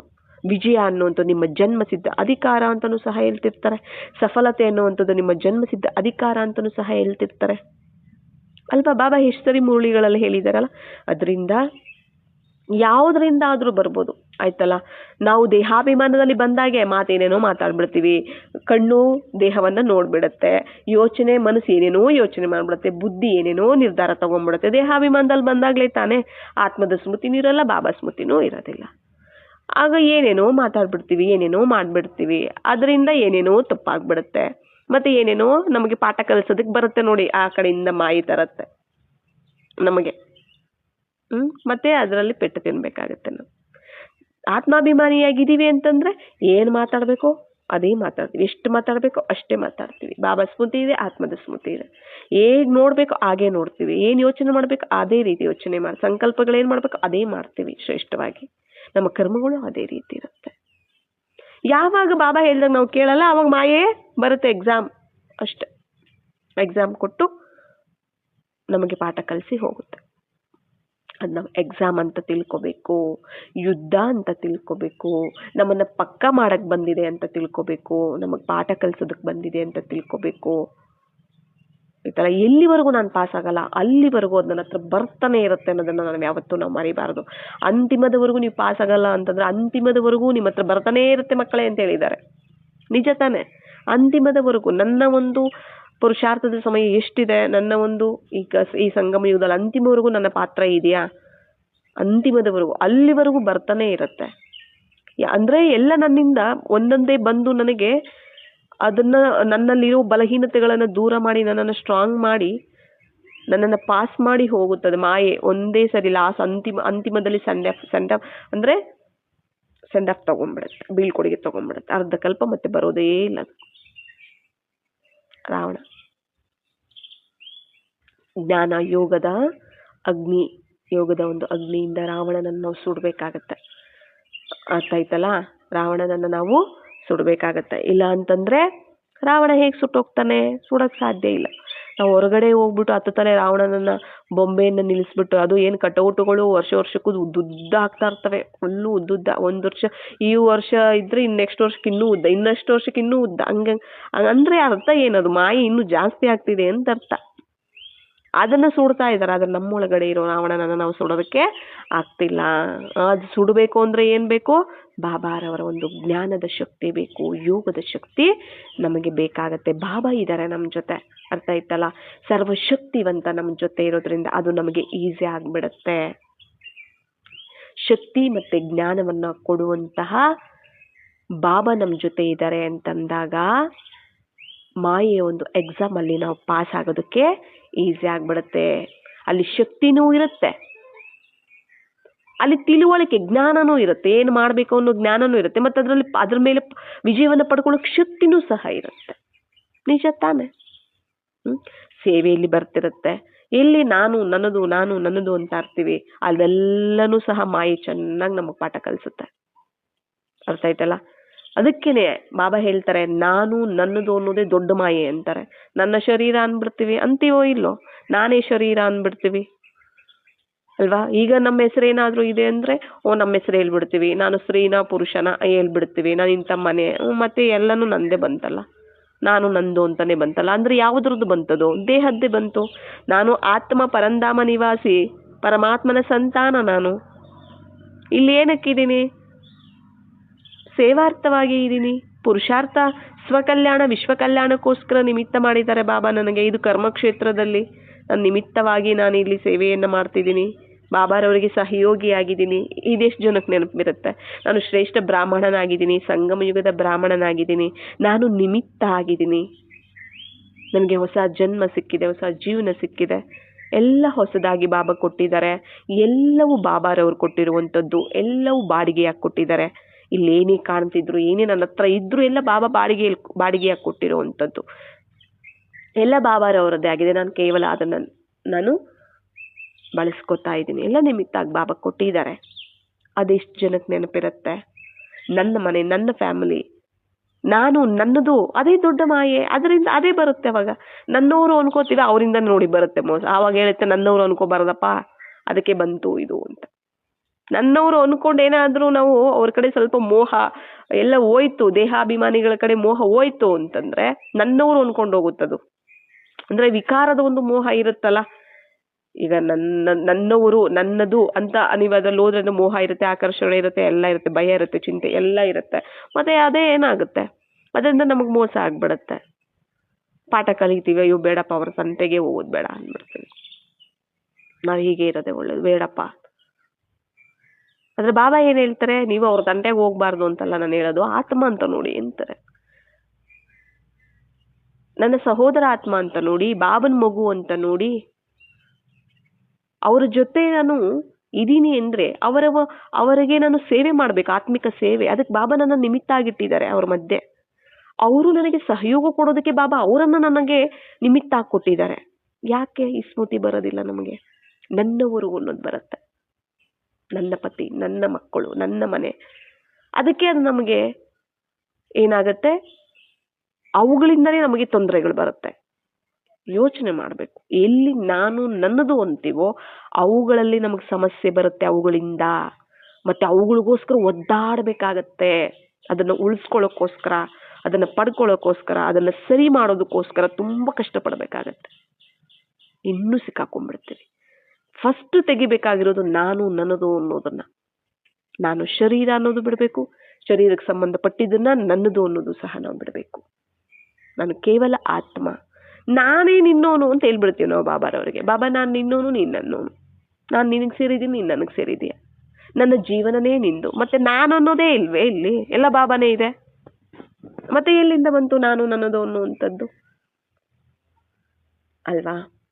ಅದಕ್ಕೆ ನಾನು ನನ್ನದು ಅಂತ ಅಂತೀವಿ ಅಂದ್ರೆ ಅಲ್ಲೇ ಸ್ಟಾರ್ಟ್ ಆಯ್ತು ಸಮಸ್ಯೆ. ಬರುತ್ತೆ ನೋಡಿ, ನಾನು ನನ್ನದು ಅಂತೀಯಾ, ಬಾಬಾ ಅನ್ನೋದಿಲ್ವ ನೀನು, ಬಾಬಾ ಅದು ಅಂತ ಅನ್ನಲ್ವ ನೀನು ಅಂತ ಪಾಠ ಕಲ್ಸಕ್ ಬರುತ್ತೆ. ಆಗ ಬಾಬಾ ಅದು ಅಂದ್ರೆ ನಮಗೆ ಸರಿ ಹೋಗುತ್ತೆ. ಯಾಕೆ ಆ ಥರ ಎಲ್ಲ ಸಮಸ್ಯೆಗಳು ಬರುತ್ತೆ? ಎಲ್ಲಿ ನನ್ನ ಶರೀರ, ನನ್ನ ಫ್ಯಾಮಿಲಿ, ನನ್ನ ಮನೆ, ನನ್ನ ಒಂದು ದುಡ್ಡು, ನನ್ನ ಆಸ್ತಿ, ನನ್ನ ಆಫೀಸು, ನನ್ನದು ಸಂಬಂಧಗಳು, ನನ್ನವರು, ನನ್ನ ಹೆಂಡತಿ, ನನ್ನ ಗಂಡ, ನನ್ನ ಮಕ್ಕಳು ಅಲ್ವಾ, ನನ್ನ ಮನಸ್ಸು, ನನ್ನ ಬುದ್ಧಿ, ನನ್ನ ಸಂಸ್ಕಾರ, ನನ್ನದು ಅಂತಿರ್ತೀವಲ್ಲ. ಅದಕ್ಕೆ ಅದೇನ್ ಮಾಡುತ್ತೆ, ಆ ಬುದ್ಧಿ ವರ್ಕೇ ಆಗೋದಿಲ್ಲ ನಂದು ಅಂದಾಗ. ಬರೀ ದೇಹಾಭಿಮಾನದ ಬುದ್ಧಿ ಕೂತಿರತ್ತಲ್ಲಿ. ಮನಸ್ಸು, ನನ್ನ ಮನಸ್ಸು ಅಂತೀವಲ್ಲ, ಅದಕ್ಕೆ ನನ್ನ ಮನಸ್ಸು ಅಂತಂದಾಗ ಮಾಯೆ ಅದೇನಾಗಿರುತ್ತೆ, ದೇಹಾಭಿಮಾನದಿಂದ ಕೂಡಿರೋ ಅದು. ಅದಕ್ಕೆ ತಕ್ಕ ಹಾಗೇನೆ ಸಂಕಲ್ಪಗಳು ನಡೀತಿರುತ್ತೆ. ನನ್ನ ಶರೀರ ಅಂತೀವಿ, ಅದಕ್ಕೆ ತಕ್ಕ ಹಾಗೇನೆ ನಾವು ಕರ್ಮಗಳನ್ನ ಮಾಡ್ತಿರ್ತೀವಿ. ನನ್ನದು ಅಂತೀವಲ್ಲ, ಅದು ಮಾಯೆ ಅಲ್ವಾ? ನನ್ನದು ಅನ್ನೋದು ಮಾಯೆ ಅಲ್ವಾ? ಯಾವಾಗ ನಿನ್ನದು ಬಾಬಾ ಅಂದ್ಬಿಡ್ತೀರಾ, ಅದ್ರ ಸಮಸ್ಯೆನೇ ಮಾಯ ಆಗ್ಬಿಡತ್ತೆ. ಮಾಯ ಆಗ್ಬಿಡತ್ತೆ. ಅವಾಗ ಕಣ್ಮರೆ ಆಗ್ಬಿಡತ್ತೆ. ಮಾಯ ಆಗ್ಬಿಡತ್ತೆ. ನಾನು ನನ್ನದು ಅನ್ನೋದೇ ಮಾಯೆ, ದೊಡ್ಡ ಮಾಯೆ. ಅದು ಎಲ್ಲ ಸ್ಟಾರ್ಟ್ ಆಗೋದು ಇವೆರಡರಿಂದಾನೆ, ಆಯ್ತಲ್ಲ? ಆದ್ರಿಂದ ಇವು ಏನು ನನ್ನಲ್ಲಿ ಅರ್ಧಕಲ್ಪದಿಂದ ನನ್ನನ್ನು ಯಾವುದು ಬಲಹೀನ ಮಾಡಿತ್ತೋ ಅದೇ ನನ್ನನ್ನು ಸ್ಟ್ರಾಂಗ್ ಆಗಿ ಮಾಡೋದಕ್ಕೆ ಪರೀಕ್ಷೆಯಾಗಿ ಬರುತ್ತೆ ಅಲ್ವಾ? ಅದೇ ನಾನು ಏನು ಓದಿರ್ತೀನಿ, ಅಲ್ವಾ? ನಾನೇನು ಟೀಚರ್ ಪಾಠ ಮಾಡಿದ್ದಾರೆ, ಏನು ನಾನು ಓದಿರ್ತೇನೆ ಅದೇ ಎಕ್ಸಾಮಲ್ಲಿ ಅದರದ್ದೇ ಕ್ವಶನ್ಗಳು ಬರುತ್ತೆ ಅಲ್ವಾ? ಯಾವ ಕ್ವಶನ್ಗೆ ಇದೇನು ಕ್ವಶನ್ ಅಂತ ಅರ್ಥ ಮಾಡ್ಕೊಳ್ಬೇಕಾಗತ್ತೆ, ಆ ಕ್ವಶನ್ಗೆ ಆನ್ಸರು ನನಗೆ ಗೊತ್ತಿರಬೇಕಾಗತ್ತೆ ಅಲ್ವಾ? ಅರ್ಥ ಆಗಿದ್ರೆ, ಟೀಚರ್ ಪಾಠ ಮಾಡಿರ್ದಂಗೆ ಅರ್ಥ ಆಗಿದ್ರೆ ಕ್ವಶನ್ಗೆ ಆನ್ಸರ್ ನನಗೆ ಗೊತ್ತಾಗತ್ತೆ. ಹಾಗೇನೆ ಇಲ್ಲೂ ಸಹ ಬರ್ತಿದೆ ಮಾಯೆ ಅಂತಂದರೆ ನಾವೇನು ಮಾಡಬೇಕು, ನಾವು ಅದರ ಜೊತೆ ನಾವು ಚೆನ್ನಾಗಿ ಜೀವನ ಮಾಡ್ಕೊಳ್ತಾ ಬಂದಿದ್ದೀವಿ. ಈಗ ಅದು ಅರ್ಥ ಆಗಿದೆ, ನಮಗೆ ಮಾಯೆ ಅಂದರೆ ಏನು ಅನ್ನೋದು ಅರ್ಥ ಆಗಿದೆ ಅಲ್ವಾ? ಈಗ ನಾನು ಬಾಬಾರವರ ಒಂದು ಮಡಿಲಲ್ಲಿ ನಾನು ಬಂದಿದ್ದೀನಿ ಅಂದಾಗ ಅದು ಬರುತ್ತೆ, ಯಾವ ರೀತಿ ಬರುತ್ತೆ ಅನ್ನೋದನ್ನು ನಾನು ಕ್ವಶನನ್ನು ಅರ್ಥ ಮಾಡ್ಕೋಬೇಕು. ಆ ಸಮಸ್ಯೆ ಏನೋದು ಕ್ವಶನ್ನು, ನಾನೀಗ ಏನು ಮಾಡಬೇಕು ಅನ್ನೋ ಆನ್ಸರು ನನಗೆ ಗೊತ್ತಿರಬೇಕು. ಅದು ಯಾವುದರಿಂದ ಗೊತ್ತಾಗುತ್ತೆ? ಬಾಬಾರವರಿಂದ ಗೊತ್ತಾಗುತ್ತೆ, ಜ್ಞಾನ ಮತ್ತು ಯೋಗದಿಂದ. ಇವೆರಡರಿಂದ ಸಂಪನ್ನನೇ ನಾವು ಮೇಯ್ನ್ ಆಗಬೇಕಾಗಿರುವಂಥದ್ದು. ಜ್ಞಾನಬಲ, ಯೋಗ ಬಲ ಇವೆರಡು ಇತ್ತು ಅಂದರೆ ಧಾರಣೆ ಸೇವೆ ಡೆಫಿನೆಟ್ಲಿ ಆಗುತ್ತೆ. ಸಂಬಂಧಗಳು ಈಸಿಯಾಗಿ ಬಂದ್ಬಿಡತ್ತೆ, ಸರ್ವ ಸಂಬಂಧದ ರೂಪದಲ್ಲೂ. ಅರ್ಥ ಆಯ್ತಲ್ಲ? ಪರೀಕ್ಷೆಗಳು ನಮಗೆ ಇವುಗಳ ಮೂಲಕ ನಮಗೆ ಬರ್ತಾ ಹೋಗುತ್ತೆ. ನಾವು ಯಾವುದನ್ನು ನನ್ನದು ಅಂತೀವಿ ಅದರಿಂದ ಪರೀಕ್ಷೆ ನಮಗೆ ಬಂದೇ ಬರುತ್ತೆ. ಇಲ್ಲಿ ನೆನಪಿಟ್ಕೊಳ್ಳಿ, ಯಾವುದರಿಂದ ಏನಾದರೂ ಸಮಸ್ಯೆ ಬರ್ತಿದೆ ಅಂತಂದರೆ ನನ್ನ ಭಾವನೆ ಅದರ ಮೇಲೆ ನನ್ನದು ಅನ್ನೋದಿದೆಯಾ, ಅದ್ರ ಮೇಲೆ ಏನಾದರೂ ಮೋಹ ಇದೆಯಾ, ಅದ್ರ ಮೇಲೆ ಏನಾದರೂ ಆಕರ್ಷಣೆ ಇದೆಯಾ, ಅದ್ರ ಮೇಲೆ ಏನಾದರೂ ವಿಕಾರಕ್ಕೆ ಸಂಬಂಧಪಟ್ಟಿದ್ದು ಏನಾದರೂ ಇದೆಯಾ, ನನ್ನದು ಅನ್ನೋದು ಏನಾದರೂ ಒಂದು ಅಧಿಕಾರ ಆ ಥರದ್ದು ಏನಾದರೂ ಇದೆಯಾ ಚೆಕ್ ಮಾಡ್ಕೊಳ್ಳಿ. ಏನಾದರೂ ಬರ್ತಿದೆ ಅದರಿಂದ ಅಂತಂದು ಆಗ ಬರುತ್ತೆ ಅದು ನಮ್ಮ ಹತ್ರ. ನನ್ನದಲ್ಲ, ಎಲ್ಲ ಬಾಬಾರವರು, ನಾನೇ ಬಾಬಾರವ್ರು ಸೇರಿಬಿಟ್ಟಿದ್ದು, ನನ್ನದೇನು ಇಲ್ಲ, ಎಲ್ಲ ಬಾಬಾರವರು ಪದೇ ಪದೇ. ಬಟ್ ಬಾಬಾ ಹೇಳಿದಾರಲ್ಲ, ಈಗ ನೀವು ಎಷ್ಟು ಸ್ಟ್ರಾಂಗ್ ಆಗಿ ಹೋಗ್ತೀರೋ ಅಷ್ಟು ಸ್ಟ್ರಾಂಗ್ ಆಗಿ ಬರುತ್ತದು, ನಿಮಗಿಂತ ಸ್ಟ್ರಾಂಗ್ ಆಗಿ ಬರುತ್ತದು. ಎಷ್ಟು ನೀವು ನಿಮ್ಮಲ್ಲಿ ಶಕ್ತಿ ಇದೆ ಅಂತ ಪ್ರೂವ್ ಮಾಡಬೇಕಲ್ಲ, ಅದಕ್ಕೋಸ್ಕರ ನಾನೇ ಕಳಿಸ್ತೀನಿ ಮಕ್ಕಳ ಮಾಯಿನ ಅಂತ ಹೇಳಿದಾರಲ್ಲ ಒಂದು ಮುರಳಿಯಲ್ಲಿ ಬಾಬಾ. ಮತ್ತೆ ಬಾಬಾ ನೆನಪು ಮಾಡಿ ಎಷ್ಟು ನಾವು ಶಕ್ತಿ ಸಂಪಾದನೆ ಮಾಡ್ಕೊಂಡಿದ್ದೀವಿ ಅದು ನನಗೂ ಅರ್ಥ ಮಾಡಿಸ್ಬೇಕು. ಬಾಬಾರವರನ್ನ ಮುರಳಿ ಕೇಳಿಬಿಟ್ಟು ನಾನು ಎಷ್ಟು ಅರ್ಥ ಮಾಡ್ಕೊಂಡು ಧಾರಣೆ ಮಾಡ್ಕೊಂಡಿದ್ದೀನಿ ಅನ್ನೋದು ನನಗೆ ಅರ್ಥ ಮಾಡಿಸ್ಬೇಕು ಅಲ್ವಾ? ನನಗೆ ಅರ್ಥ ಮಾಡಿಸ್ಬೇಕು ಬೇಡವೋ? ಅದಕ್ಕೆ ಬರುವಂಥದ್ದು, ಅದಕ್ಕೆ ಕಳಿಸ್ತಾರೆ ಮಾಯೆಯನ್ನು ಬಾಬಾ. ದೊಡ್ಡ ಮಗಳಲ್ವಾ, ಅದು ಶಕ್ತಿಶಾಲಿ ಅಲ್ವಾ, ಬರುತ್ತೆ ನನ್ನ ಹತ್ರ. ಅದರಿಂದನೇ ಅವಾಗ ಅದು ಬಂದಾಗ ನಾನು ಪಾಸ್ ಆದರೆ ಓ ಚೆನ್ನಾಗಿ ಅರ್ಥ ಆಗಿದೆ, ಬಾಬಾನಿಗೂ ಅರ್ಥ ಆಗತ್ತೆ, ಅವಾಗ ನನಗೂ ಸಾರ್ಥಕ ಆಯ್ತಪ್ಪ. ಇಲ್ಲ ಫೇಲು ಅಂದರೆ ಓ ಇನ್ನೂ ಅರ್ಥ ಮಾಡಿಸೋದಿದೆ. ಆ ಪರೀಕ್ಷೆಗಳು ಬಂದುನೇ ನಾನು ಪಾಸ್ ಆಗೋದು. ಅದನ್ನೇ ಹೇಳಿದ್ದು, ಒಂದು ಭಯ ನನ್ನಲ್ಲಿ ಇದೆ ಅಂದರೆ ಆ ಭಯ ಹೋಗ್ಬೇಕು ಅಂತಂದರೆ ಭಯದ ಸಮಸ್ಯೆಗಳೇ ಬರಬೇಕು ನನಗೆ. ಅದನ್ನು ಎದುರಿಸಿ ಭಯನೇ ಹೊರಟೋಗ್ಬಿಡುತ್ತೆ. ಇದು ದೊಣ್ಣೆ ಪೆಟ್ಟು. ಅರ್ಥ ಆಯ್ತಲ್ಲ? ಅದರಿಂದ ನಾವೇನು ಮಾಡಬೇಕಾಗತ್ತೆ, ಮಾಯೆಯನ್ನು ನಾವು ದೂಷಣೆ ಮಾಡಬಾರ್ದು. ಅದು ದೂಷಣೆ ಮಾಡಬಾರ್ದು, ಅದು ನಾವು ಸಂಪಾದನೆ ಮಾಡಿ. ಅದು ಅರ್ಧಕಲ್ಪದ ಒಂದು ಪಾತ್ರ ಇದೆ ಅದರದ್ದು. ಡ್ರಾಮಾದಲ್ಲಿ ಅದ್ರ ಪಾತ್ರನೂ ಇದೆ, ವಿಕಾರಗಳು. ಅರ್ಥ ಆಯ್ತಲ್ಲ? ಅದ್ರ ಪಾತ್ರನೂ ಇದೆ. ಬಟ್ ಅದರಿಂದಲೇ ನಾವು ಗೆಲ್ಬೇಕು. ಅದಿಲ್ಲ ಅಂದ್ರೆ ನಾವು ಯುದ್ಧನೂ ಮಾಡೋಕ್ಕಾಗಲ್ಲ, ಎಕ್ಸಾಮು ಬರೆಯೋಕ್ಕಾಗಲ್ಲ, ಪಾಸ್ ಆಗೋಕ್ಕೂ ಆಗೋದಿಲ್ಲ. ಇರುತ್ತೆ ಅದ್ರ ಮೇಲೇನೆ, ಅದಕ್ಕೋಸ್ಕರನೇ ನಮ್ಗೆ ಯೋಗ ಮಾಡೋದು. ಅದೇ ಮಾಯನೇ ಇಲ್ಲ ಅಂದ್ರೆ ನಾವು ಯಾರಿಗೂ ಏನಕ್ಕೋಸ್ಕರ ಯೋಗ ಮಾಡಬೇಕು, ಏನು ಪರಿವರ್ತನೆ ಮಾಡ್ಕೋಬೇಕು ನಾವು ಯೋಚನೆ ಮಾಡಿ. ಮಾಯನೇ ಇಲ್ಲ ಅಂದ್ರೆ ನೀವು ಏನಕ್ಕೋಸ್ಕರ ಯೋಗ ಮಾಡ್ತೀವಿ, ಏನು ಪರಿವರ್ತನೆ ಮಾಡ್ಕೋತೀರಾ? ಅದನ್ನೇ ತಾನೇ. ಈಗ ಅಸುರಿ ಅಂದ್ರೆ ಅಸುರಿ ಗುಣಗಳು, ಅಸುರಿ ಸಂಸ್ಕಾರ ಅಂದ್ರೆ ಮಾಯೆ, ಹಳೆ ಸ್ವಭಾವ ಸಂಸ್ಕಾರ ಅಂದ್ರೇನೆ ಮಾಯೆ. ಮತ್ತೆ ಅದನ್ನು ಪರಿವರ್ತನೆ ಮಾಡ್ಕೊಳಕ್ ತಾನೇ ನಾವು ಯೋಗ ಜ್ಞಾನವನ್ನು ಕೇಳ್ತಿದ್ದೀವಿ, ಬಾಬಾರವ್ರ ಹತ್ರ ಬಂದಿದ್ದೀವಿ. ಬಟ್ ಅದೇ ಇಲ್ಲ ಅಂದ್ರೆ ಏನು ಮಾಡೋದು ನಾವು ಅಲ್ವಾ? ಅದಿರಬೇಕು, ಅದು ಇದ್ರೇನೆ ನಾವು ಇದು ಮಾಡೋಕ್ಕಾಗೋದು. ಅದಕ್ಕೆ ನಾವು ದೂಷಿಸಬಾರ್ದು, ಬ್ಲೇಮ್ ಮಾಡಬಾರ್ದು ಮಾಯೆಯನ್ನು. ಯಾರು ಬ್ಲೇಮ್ ಮಾಡಬಾರ್ದು. ಆ್ಯಕ್ಚುಲಿ ನಾವು ಎಷ್ಟು ಥ್ಯಾಂಕ್ಸ್ ಹೇಳಿದ್ರು ಸಾಕಾಗೋದಿಲ್ಲ. ನಿಜವಾಗ್ಲೂ ಥ್ಯಾಂಕ್ಸ್ ಹೇಳಬೇಕು ನಾವು.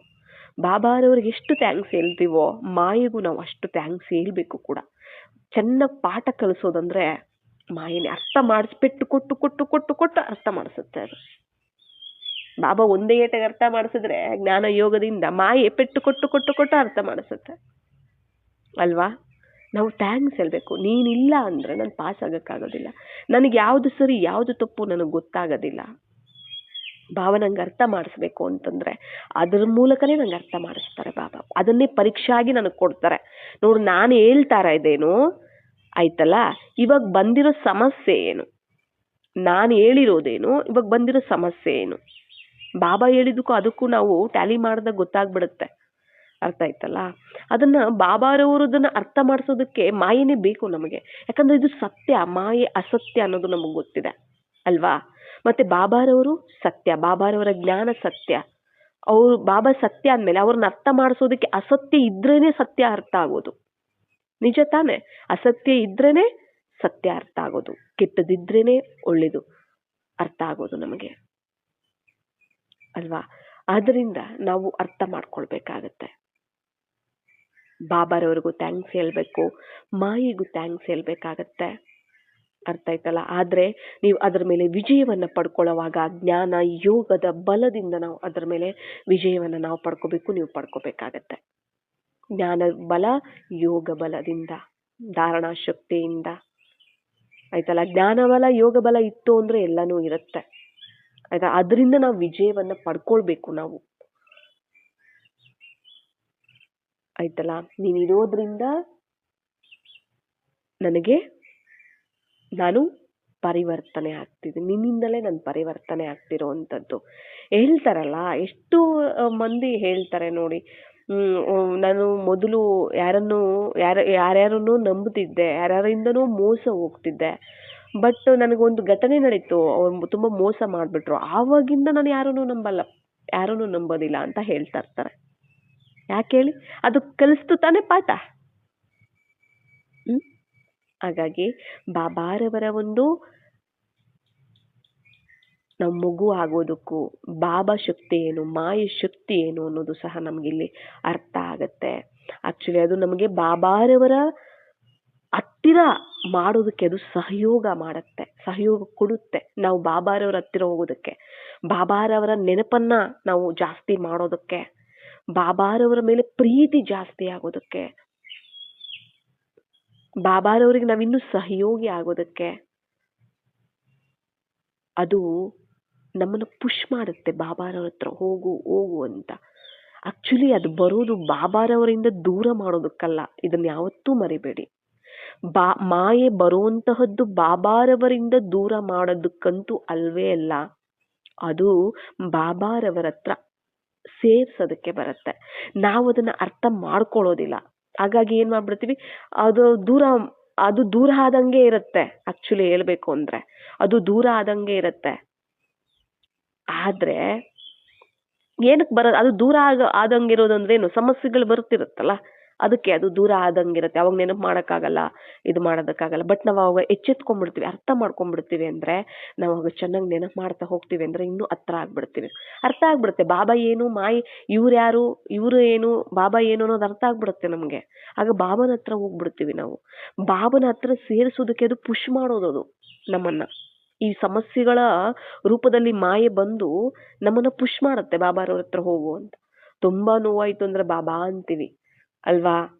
ತುಂಬಾ ಕಷ್ಟ ಬಂತು ಅಂದ್ರೆ ಬಾಬಾ ಅಂತೀವಿ. ಅದನ್ನೇ ಬಾಬಾರವ್ರ ನೆನಪು ಮಾಡೋದಕ್ಕೆ, ಅವರ ಹತ್ರ ಹೋಗೋದಕ್ಕೆ, ಅವರ ಸಮೀಪದಲ್ಲಿ ಹೋಗೋದಕ್ಕೆ ನಮ್ಮನ್ನ ಪುಷ್ ಮಾಡುತ್ತೆ ಅದು. ಹೋಗು, ಇದರಿಂದ ಆದ್ರೂ ಹೋಗು ನೀನು ಬಾಬಾರವ್ರ ಮುಂದೆ ಅಂತ, ನೆನಪಿನ ಜಾಸ್ತಿ ಮಾಡಿಸೋದಕ್ಕೆ. ಮತ್ತೆ ಅದು ಒಳ್ಳೇದ್ ಮಾಡ್ತಿದ್ದೆ, ಕೆಟ್ಟದ್ ಮಾಡ್ತಿದ್ಯಾ ನಮ್ಗೆ? ಬಾಬಾ ಹೇಳ್ತಾರ, ನೆನಪು ಮಾಡಿಲ್ಲ ಅಂದ್ರೆ ಸರಿಯಾಗಿ ಕಿವಿ ಮೂಗೆಲ್ಲ ಹಿಡ್ಕೊಂಡ್ಬಿಡುತ್ತೆ ಅಂತ ಹೇಳ್ತಾರೆ ಬಾಬಾ. ಯಾವುದು ಮಾಯೆ,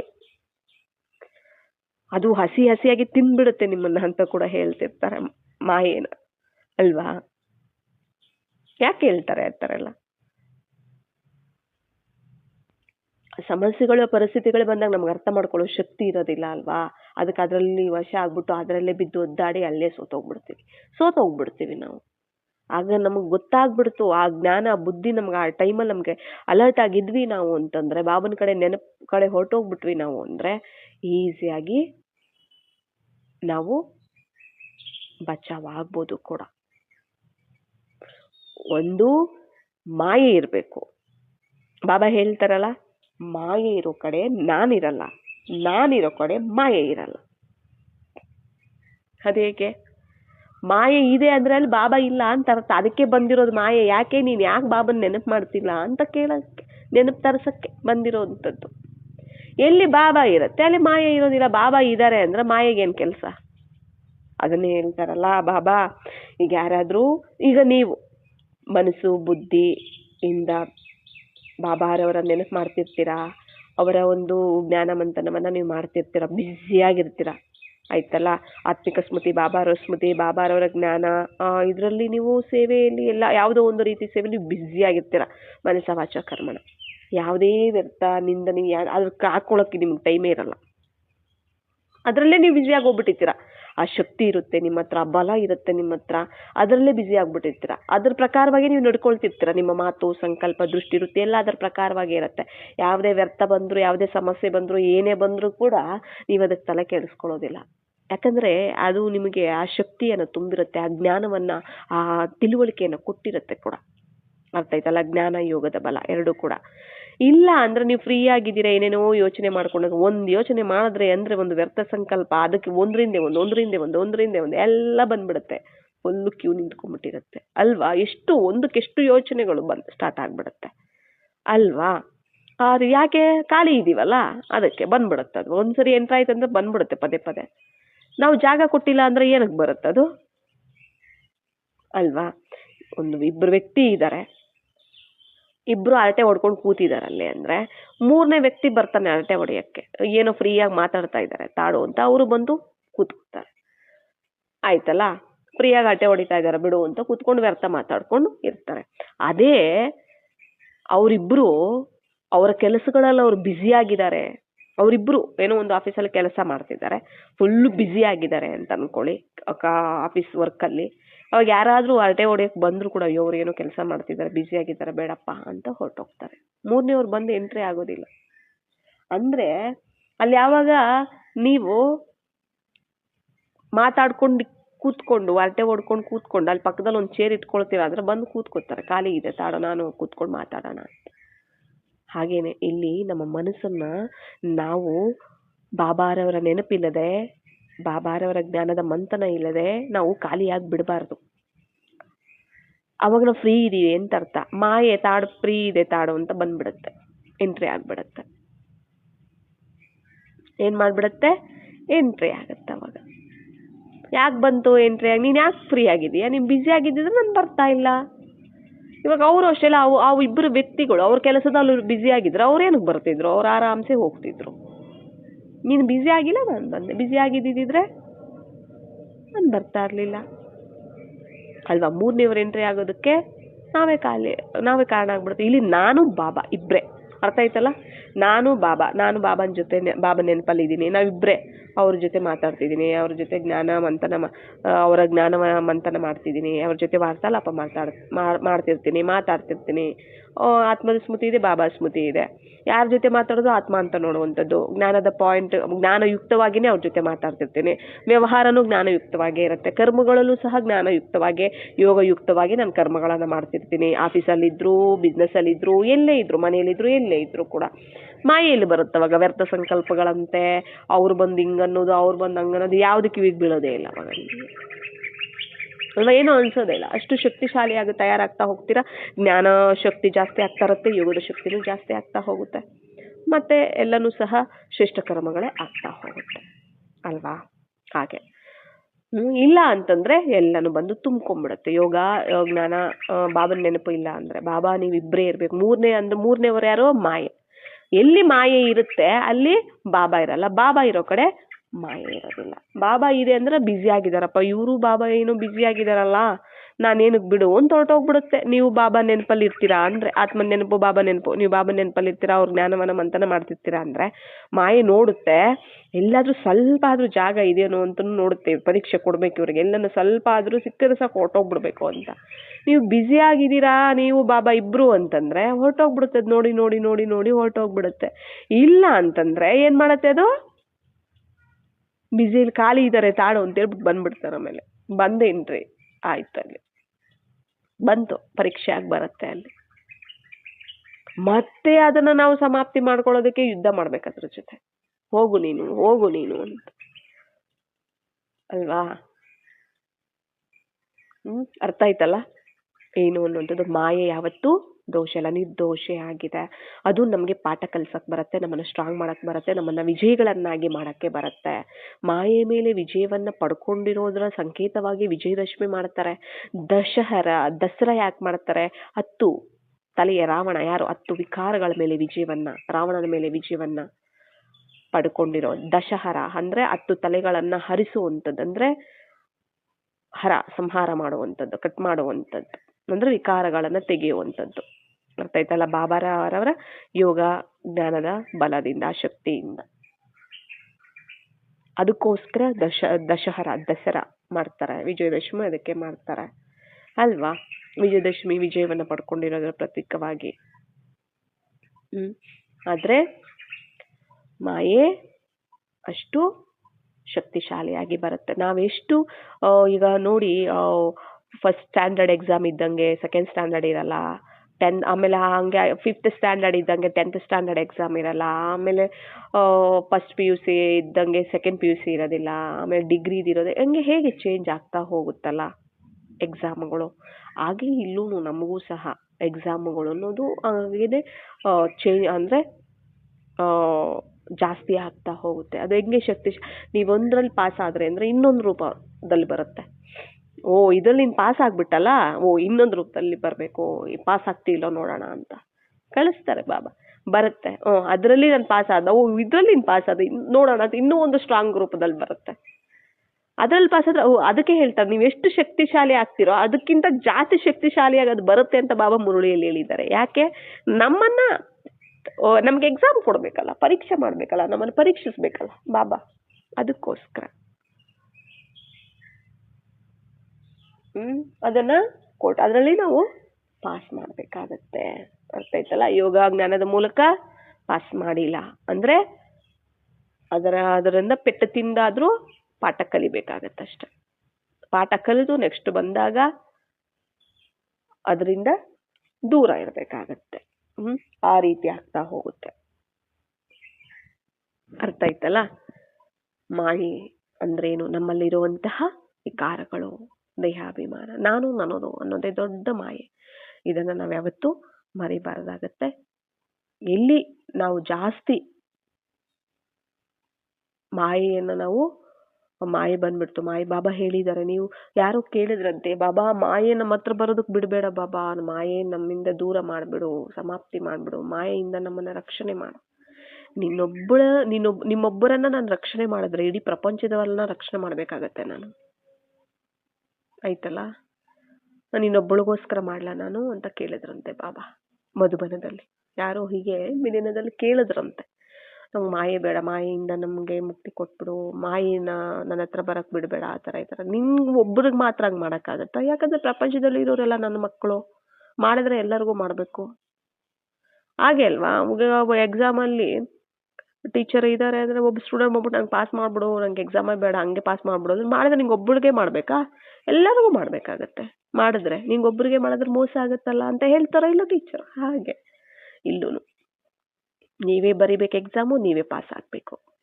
ಹಾಗೆ ಬಾಬಾ ಹೇಳ್ತಾರೆ, ನೀವೇ ನನ್ನನ್ನು ನೆನಪು ಮಾಡಿ, ನನ್ನ ಒಂದು ಜ್ಞಾನ, ನನ್ನನ್ನು ನೆನಪಿಂದ ನೀವು ಶಕ್ತಿಯಿಂದ, ಜ್ಞಾನದ ಶಕ್ತಿಯಿಂದ, ನೆನಪಿನ ಶಕ್ತಿಯಿಂದ ನೀವೇ ಪಾಸ್ ಆಗಬೇಕು ಅಂತ ಬಾಬಾ ಹೇಳ್ತಾರೆ. ಮಾಯೆಯಿಂದ ನೀವೇ ವಿಜಯವನ್ನು ಪಡ್ಕೋಬೇಕು ಅಂತ ಬಾಬಾ ಹೇಳ್ತಾರೆ. ಅದು ಬರುವಂತಹದ್ದು ನಮಗೆ ನೋಡಿ, ಅದು ಬಂದು ನಮಗೆ ಪಾಠ ಕಲಿಸೋದ್ರಿಂದ, ಅದನ್ನ ನಮ್ಮನ್ನ ವಿಜಯಗಳಾಗಿ ಅದು ಮಾಡೋದ್ರಿಂದ ನಾವು ವಿಜಯಾಗಿ ನಾವು ಆಗ್ತೀವಿ. ಅದು ವಿಜಯ ಆದ್ರೆ ನಾವು ಅದನ್ನ ಕಂಡಿಡಿಬೇಕಾಗತ್ತಷ್ಟೆ. ಅರ್ಥ ಆಯ್ತಲ್ಲ? ಎಲ್ಲ ಸೋತೋದ್ವಿ ಅಂದ್ರೆ ಫೇಲೇ. ಆದ್ರೆ ಅದನ್ನ ನಾವು ಕಂಡಿಡಿದು ನಾವೇನ್ ಮಾಡ್ಬೇಕಾಗತ್ತೆ, ಎಕ್ಸಾಮ್ ಅಂತ ತಿಳ್ಕೊಂಡು ನಾವು ಅದನ್ನ ಪಾಸ್ ಮಾಡ್ಬೇಕಷ್ಟೆ. ಎಕ್ಸಾಮ್ ಅಂತ ನೋಡಿ ಕ್ವಶನ್ ಬಂದಿದೆ, ಅದಕ್ಕೆ ಆನ್ಸರ್ ಮಾಡಿ ನಾನು ಪಾಸ್ ಹೋಗ್ಬೇಕಾಗತ್ತೆ. ಒಳ್ಳೆ ಪದವಿ ಇರುತ್ತೆ ಅಲ್ವಾ? ಅರ್ಧ ಕಲ್ಪ ನಮ್ಮ ಹತ್ರ ಬರೋದೇ ಇಲ್ಲ, ಅರ್ಧ ಕಲ್ಪ ನಮ್ಗೆ ಸುಖವಾಗಿಟ್ಟಿರುತ್ತೆ. ಅದರ ಮೇಲೆ ನಾವು ವಿಜಯ ಪಡ್ಕೊಂಡಿರೋದ್ರಿಂದ ಬಾಬಾ ನಮಗೆ ಪಾಸ್ ಮಾಡಬೇಕು, ನಮಗೆ ಪದವಿ ಕೊಡಬೇಕು ಅಂದ್ರೆ ಮಾಯೆಯನ್ನೇ ಬಿಟ್ಟು ನಮಗೆ ಪದವಿಯನ್ನು ಕೊಡುವಂತಹದ್ದು. ಯಾಕಂದ್ರೆ ನಾವು ಅದರಿಂದನೇ ಬಂದಿರೋದ್ರಿಂದ ಅದನ್ನೇ ಬಿಡ್ತಾರೆ ನಮ್ಮ ಹತ್ರ, ಅದನ್ನ ಅರ್ಥ ಮಾಡಿಸೋದಕ್ಕೆ. ಮಾಯೆ ನೋಡಿ ಹೀಗೆ ಇರುವಂಥದ್ದು ಅಂತ ಅರ್ಥ ಆಯ್ತಲ್ಲ? ಅದನ್ನ ಅರ್ಥ ಮಾಡಿಸೋದಕ್ಕೆ ನಮಗೆ ಬರುತ್ತೆ. ಈ ತರ ನಮ್ಗೆ ಎಲ್ಲಾನು ಈಗ ಅರ್ಥ ಆಗ್ತಿದೆಯಲ್ಲ ಬಾಬಾ ಏನ್ ಹೇಳ್ತಾರೆ. ಮಾಯೆ ಒಂದು ಮತ ಏನಿದೆ, ಬಾಬಾರವರ ಒಂದು ಮತ ಏನಿದೆ ಅನ್ನೋದು ನಮ್ಗೆ ಈಗ ಅರ್ಥ ಆಗಿದೆ ಅಲ್ಲ. ಮತ್ತೆ ನಮ್ಗೆ ಅಷ್ಟು ಶಕ್ತಿ ಬೇಕು ಅಂದ್ರೆ ಯೋಗ ಜ್ಞಾನ ಶಕ್ತಿ ನಮ್ಮ ಹತ್ರ ಇದೆ ಅಂದ್ರೆ ಇದು ಮಾಯೆ ಮತನ ಬಾಬಾ ಮತನ ಅನ್ನೋದು ಗೊತ್ತಾಗ್ಬಿಡುತ್ತೆ. ರಾವಣನ ಮತನ ಬಾಬಾ ಮತನ ಅನ್ನೋದು ದಿವ್ಯ ಬುದ್ಧಿ ಓಪನ್ ಆಗಿರುತ್ತೆ. ಇಲ್ಲ ಬುದ್ಧಿ ಬೀಗ ಕ್ಲೋಸ್ ಆಗಿದೆ ಅಂತಂದ್ರೆ ನಮ್ಗೇನು ಅರ್ಥ ಆಗೋದಿಲ್ಲ. ತಪ್ಪುಗಳೇ ಮಾಡ್ತೀವಿ. ಏನು ಮಾಡ್ತಿದ್ದೀನಿ, ಸರಿ ಯಾವುದು ತಪ್ಪು ಯಾವುದು ಏನೂ ಅರ್ಥ ಆಗೋದಿಲ್ಲ, ಎಲ್ಲ ತಪ್ಪುಗಳೇ ಮಾಡ್ಕೊಂಡು ಹೋಗ್ತಾ ಇರ್ತೀವಿ.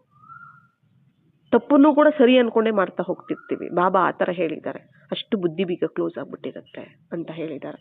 ಅದಕ್ಕೆ ನೆನಪು ನೆನಪು ನೆನಪು, ಹೆಚ್ಚಿಗೆ ನೆನಪು ಮಾಡಬೇಕು ನಾವು. ಯೋಗದ ಶಕ್ತಿ ಜಾಸ್ತಿ ಇರಬೇಕು, ಆಗ ಜ್ಞಾನ ಈಸಿಯಾಗಿ ಅರ್ಥ ಆಗ್ಬಿಡುತ್ತೆ, ಈಸಿಯಾಗಿ ಅರ್ಥ ಆಗ್ತಾ ಹೋಗುತ್ತೆ.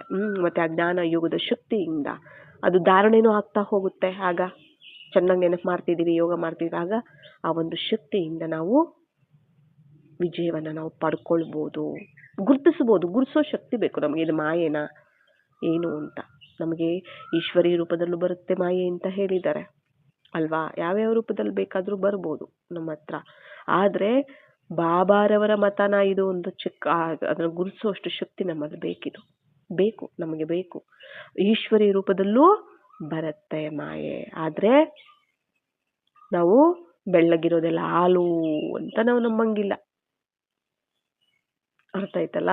ಬೆಳ್ಳಗಿರೋದು ಹಾಲು ಅಂತ ನಾವು ನಂಬಂಗಿಲ್ಲ. ಅದರಿಂದ ನಾವು ಅದನ್ನು ಗುರುತಿಸುವಂತ ಶಕ್ತಿನೂ ನಮಗೆ ಬೇಕು ಅಂತ ಬಾಬಾ ಹೇಳ್ತಿದ್ದಾರೆ. ಈಶ್ವರಿ ರೂಪದಲ್ಲಿ ಬರುತ್ತೆ ಅಂದ್ರೆ ಎಲ್ಲ ಬಾಬಾ ಬಾಬಾ ಬಾಬಾ ಅಂತಿರ್ತೀವಲ್ಲ, ಆ ರೂಪದಲ್ಲೂ ಬರುತ್ತೆ. ಓ ಇವರು ಬಾಬಾರವ್ರ ಮಕ್ಕಳಿಂದನೂ ಬರುತ್ತೆ, ಓ ಬಾಬಾರವ್ರ ಮಕ್ಕಳೇ ಅಲ್ಲ ಅಂತ ನಾವು ನೋಡ್ಬಿಡ್ತೀವಿ. ಆವಾಗೂ ನಾವು ಮೋಸ ಹೋಗ್ಬಿಡ್ತೀವಿ. ಅದಕ್ಕೇನೆ ಅರ್ಥ ಆಯ್ತಲ್ಲ, ಇದು ಬಾಬಾರವ್ರ ಮತನ, ಇದು ಅವ್ರು ಕೊಡು ರಾವಣನ ಮತನ ಅನ್ನೋ ಪರಿಶೀಲನೆ ಮಾಡೋ ಶಕ್ತಿ ಅದು ನಮ್ಮಲ್ಲಿ ಬೇಕಲ್ಲ. ಅದು ಎಲ್ಲಿಂದ ಸಿಗುತ್ತೆ? ಬಾಬಾರವರಿಂದ ಸಿಗುತ್ತೆ. ಅದಕ್ಕೆ ಬಾಬಾರವರ ಜೊತೆಲಿ ಇಟ್ಕೊಂಡಿದ್ದಾಗ ಮಾಯೆ ನಮ್ಮ ಹತ್ರ ಬರೋದಿಲ್ಲ, ಅರ್ಥ ಆಯ್ತಲ್ಲ. ಬಾಬಾ ಇದ್ದರೆ ನಮ್ಮ ಜೊತೆ, ಮಾಯೆ ನಮ್ಮ ಜೊತೆ ಇರೋದಿಲ್ಲ. ಬಾಬಾ ಇಲ್ಲ ನಮ್ಮ ಜೊತೆ ಅಂದ್ರೆ ಅಲ್ಲಿ ಮಾಯೆ ಇರ್ತಾನೆ ಅಂತ ಅರ್ಥ, ಅರ್ಥ ಆಯ್ತಲ್ಲ. ಎಲ್ಲಿ ಆತ್ಮದ ಸ್ಮೃತಿ, ಬಾಬಾ ಸ್ಮೃತಿ ಇರುತ್ತೆ, ಅಲ್ಲಿ ಮಾಯೆ ಇರೋಕ್ಕೆ ಸಾಧ್ಯನೇ ಇಲ್ಲ. ಅಂದ್ರೆ ದೇಹದ ಇದು ಇರೋಕ್ಕೆ ಸಾಧ್ಯ ಇಲ್ಲ. ಅಲ್ಲಿ ಆತ್ಮಿಕ ಸಹೋದರರ ಸ್ಮೃತಿ ಎಲ್ಲ ಆತ್ಮಿಕವಾಗಿ ಇರುತ್ತೆ, ಅರ್ಥ ಆಯ್ತಲ್ಲ. ಎಲ್ಲಿ ದೇಹದ ಸ್ಮೃತಿ ಇರುತ್ತೆ, ಮಾಯೆ ಸ್ಮೃತಿ, ಅಲ್ಲಿ ಆತ್ಮನೂ ಇರಲ್ಲ, ಪರಮಾತ್ಮನೂ ಇರೋದಿಲ್ಲ. ಅಂದ್ರೆ ಬಾಬಾ ಇಲ್ಲ ಅಲ್ಲಿ ಅಂತ ಅರ್ಥ ಆಯ್ತಲ್ಲ. ಎಲ್ಲ ನಾನು ನಮ್ದೊಂದು ಎಲ್ಲ ಸುತ್ಕೊಂಡ್ಬಿಟ್ಟಿರುತ್ತೆ. ಅರ್ಥ ಆಯ್ತಲ್ಲ. ಏನೇ ಒಂದು ಪರಿಸ್ಥಿತಿ ಬಂದರೂ ನಮ್ಮ ಮುಂದೆ, ಯಾವುದೇ ಒಂದು ಸಮಸ್ಯೆ ರೂಪದಲ್ಲಿ, ಯಾವ ರೂಪದಲ್ಲಾದರೂ ಬಂದರೂ ಕೂಡ ಇದು ನನಗೆ ಪರೀಕ್ಷೆ. ಇಲ್ಲಿ ನಾನು ಜ್ಞಾನ ಬಲ, ಯೋಗ ಬಲದಿಂದ ನಾನು ಪಾಸ್ ಆಗಬೇಕು. ಯೋಗ ಬಲ ಎಲ್ಲಿರುತ್ತೆ ಅಲ್ಲಿ ಜ್ಞಾನನೂ ಸಹ ನಮ್ಮಲ್ಲಿ ಧಾರಣೆ ಆಗ್ತಾ ಹೋಗುತ್ತೆ. ಯೋಗನೂ ನಮ್ಮಲ್ಲಿ ಆ ಶಕ್ತಿ ಧಾರಣೆ ಆಗ್ತಾ ಹೋದಂತೆ ನಾವು ಅದ್ರ ಮೂಲಕ ನಾವು ಪಾಸ್ ಆಗ್ತಾ ಹೋಗ್ಬೋದು, ಅರ್ಥ ಆಯ್ತಲ್ಲ. ಇವುಗಳ ಮೂಲಕ ನಾವು ವಿಜಯವನ್ನು ನಾವು ಪಡ್ಕೊಳ್ತಾ ಹೋಗ್ಬೇಕು.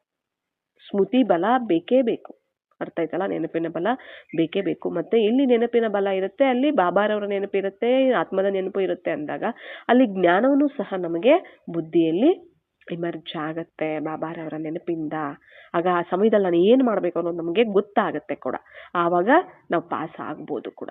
ಅದನ್ನು ಏನೇ ಬಂದರೂ ಕೂಡ ಇದು ಪರೀಕ್ಷೆ ಬಂದಿದೆ, ಆ ಸಮಯದಲ್ಲಿ ಅದಕ್ಕೆ ಹೇಳಿದ್ದು ಪರೀಕ್ಷೆ ಅಂತ ಗುರುತಿಸಿ ಆ ಕ್ವಶನ್ಗೆ ನಾನು ಆನ್ಸರ್ ಮಾಡಬೇಕು ಅಷ್ಟೇ. ನಾನು ಮಾಡ್ಬೇಕು. ಯಾಕೆ, ಏನು, ಹಿಂಗಾಯ್ತಲ್ಲ ಹಂಗಾಯ್ತಲ್ಲ ಅಂತ ಕ್ವಶನ್ ಮಾಡ್ಕೊಂಡು ಅಯ್ಯೋ ಈ ಥರನಾ ಅಂತ ಅಂದ್ಕೊಂಡು ಹತ್ಕೊಂಡು ಸುರ್ಕೊಂಡು ಬೈಕೊಂಡು ಇನ್ನೂ ಪಾಪಗಳು ಮಾಡ್ಕೊಂಡು ನಾವು ಹೋಗೋದಲ್ಲ. ಇನ್ನೂ ಮಾಯೆ ಜಾಸ್ತಿ ಆಗ್ಬಿಡತ್ತೆ, ಇನ್ನೂ ಪರೀಕ್ಷೆಗಳು ಜಾಸ್ತಿ ಆಗ್ಬಿಡತ್ತೆ, ಅರ್ಥ ಆಯ್ತಲ್ಲ.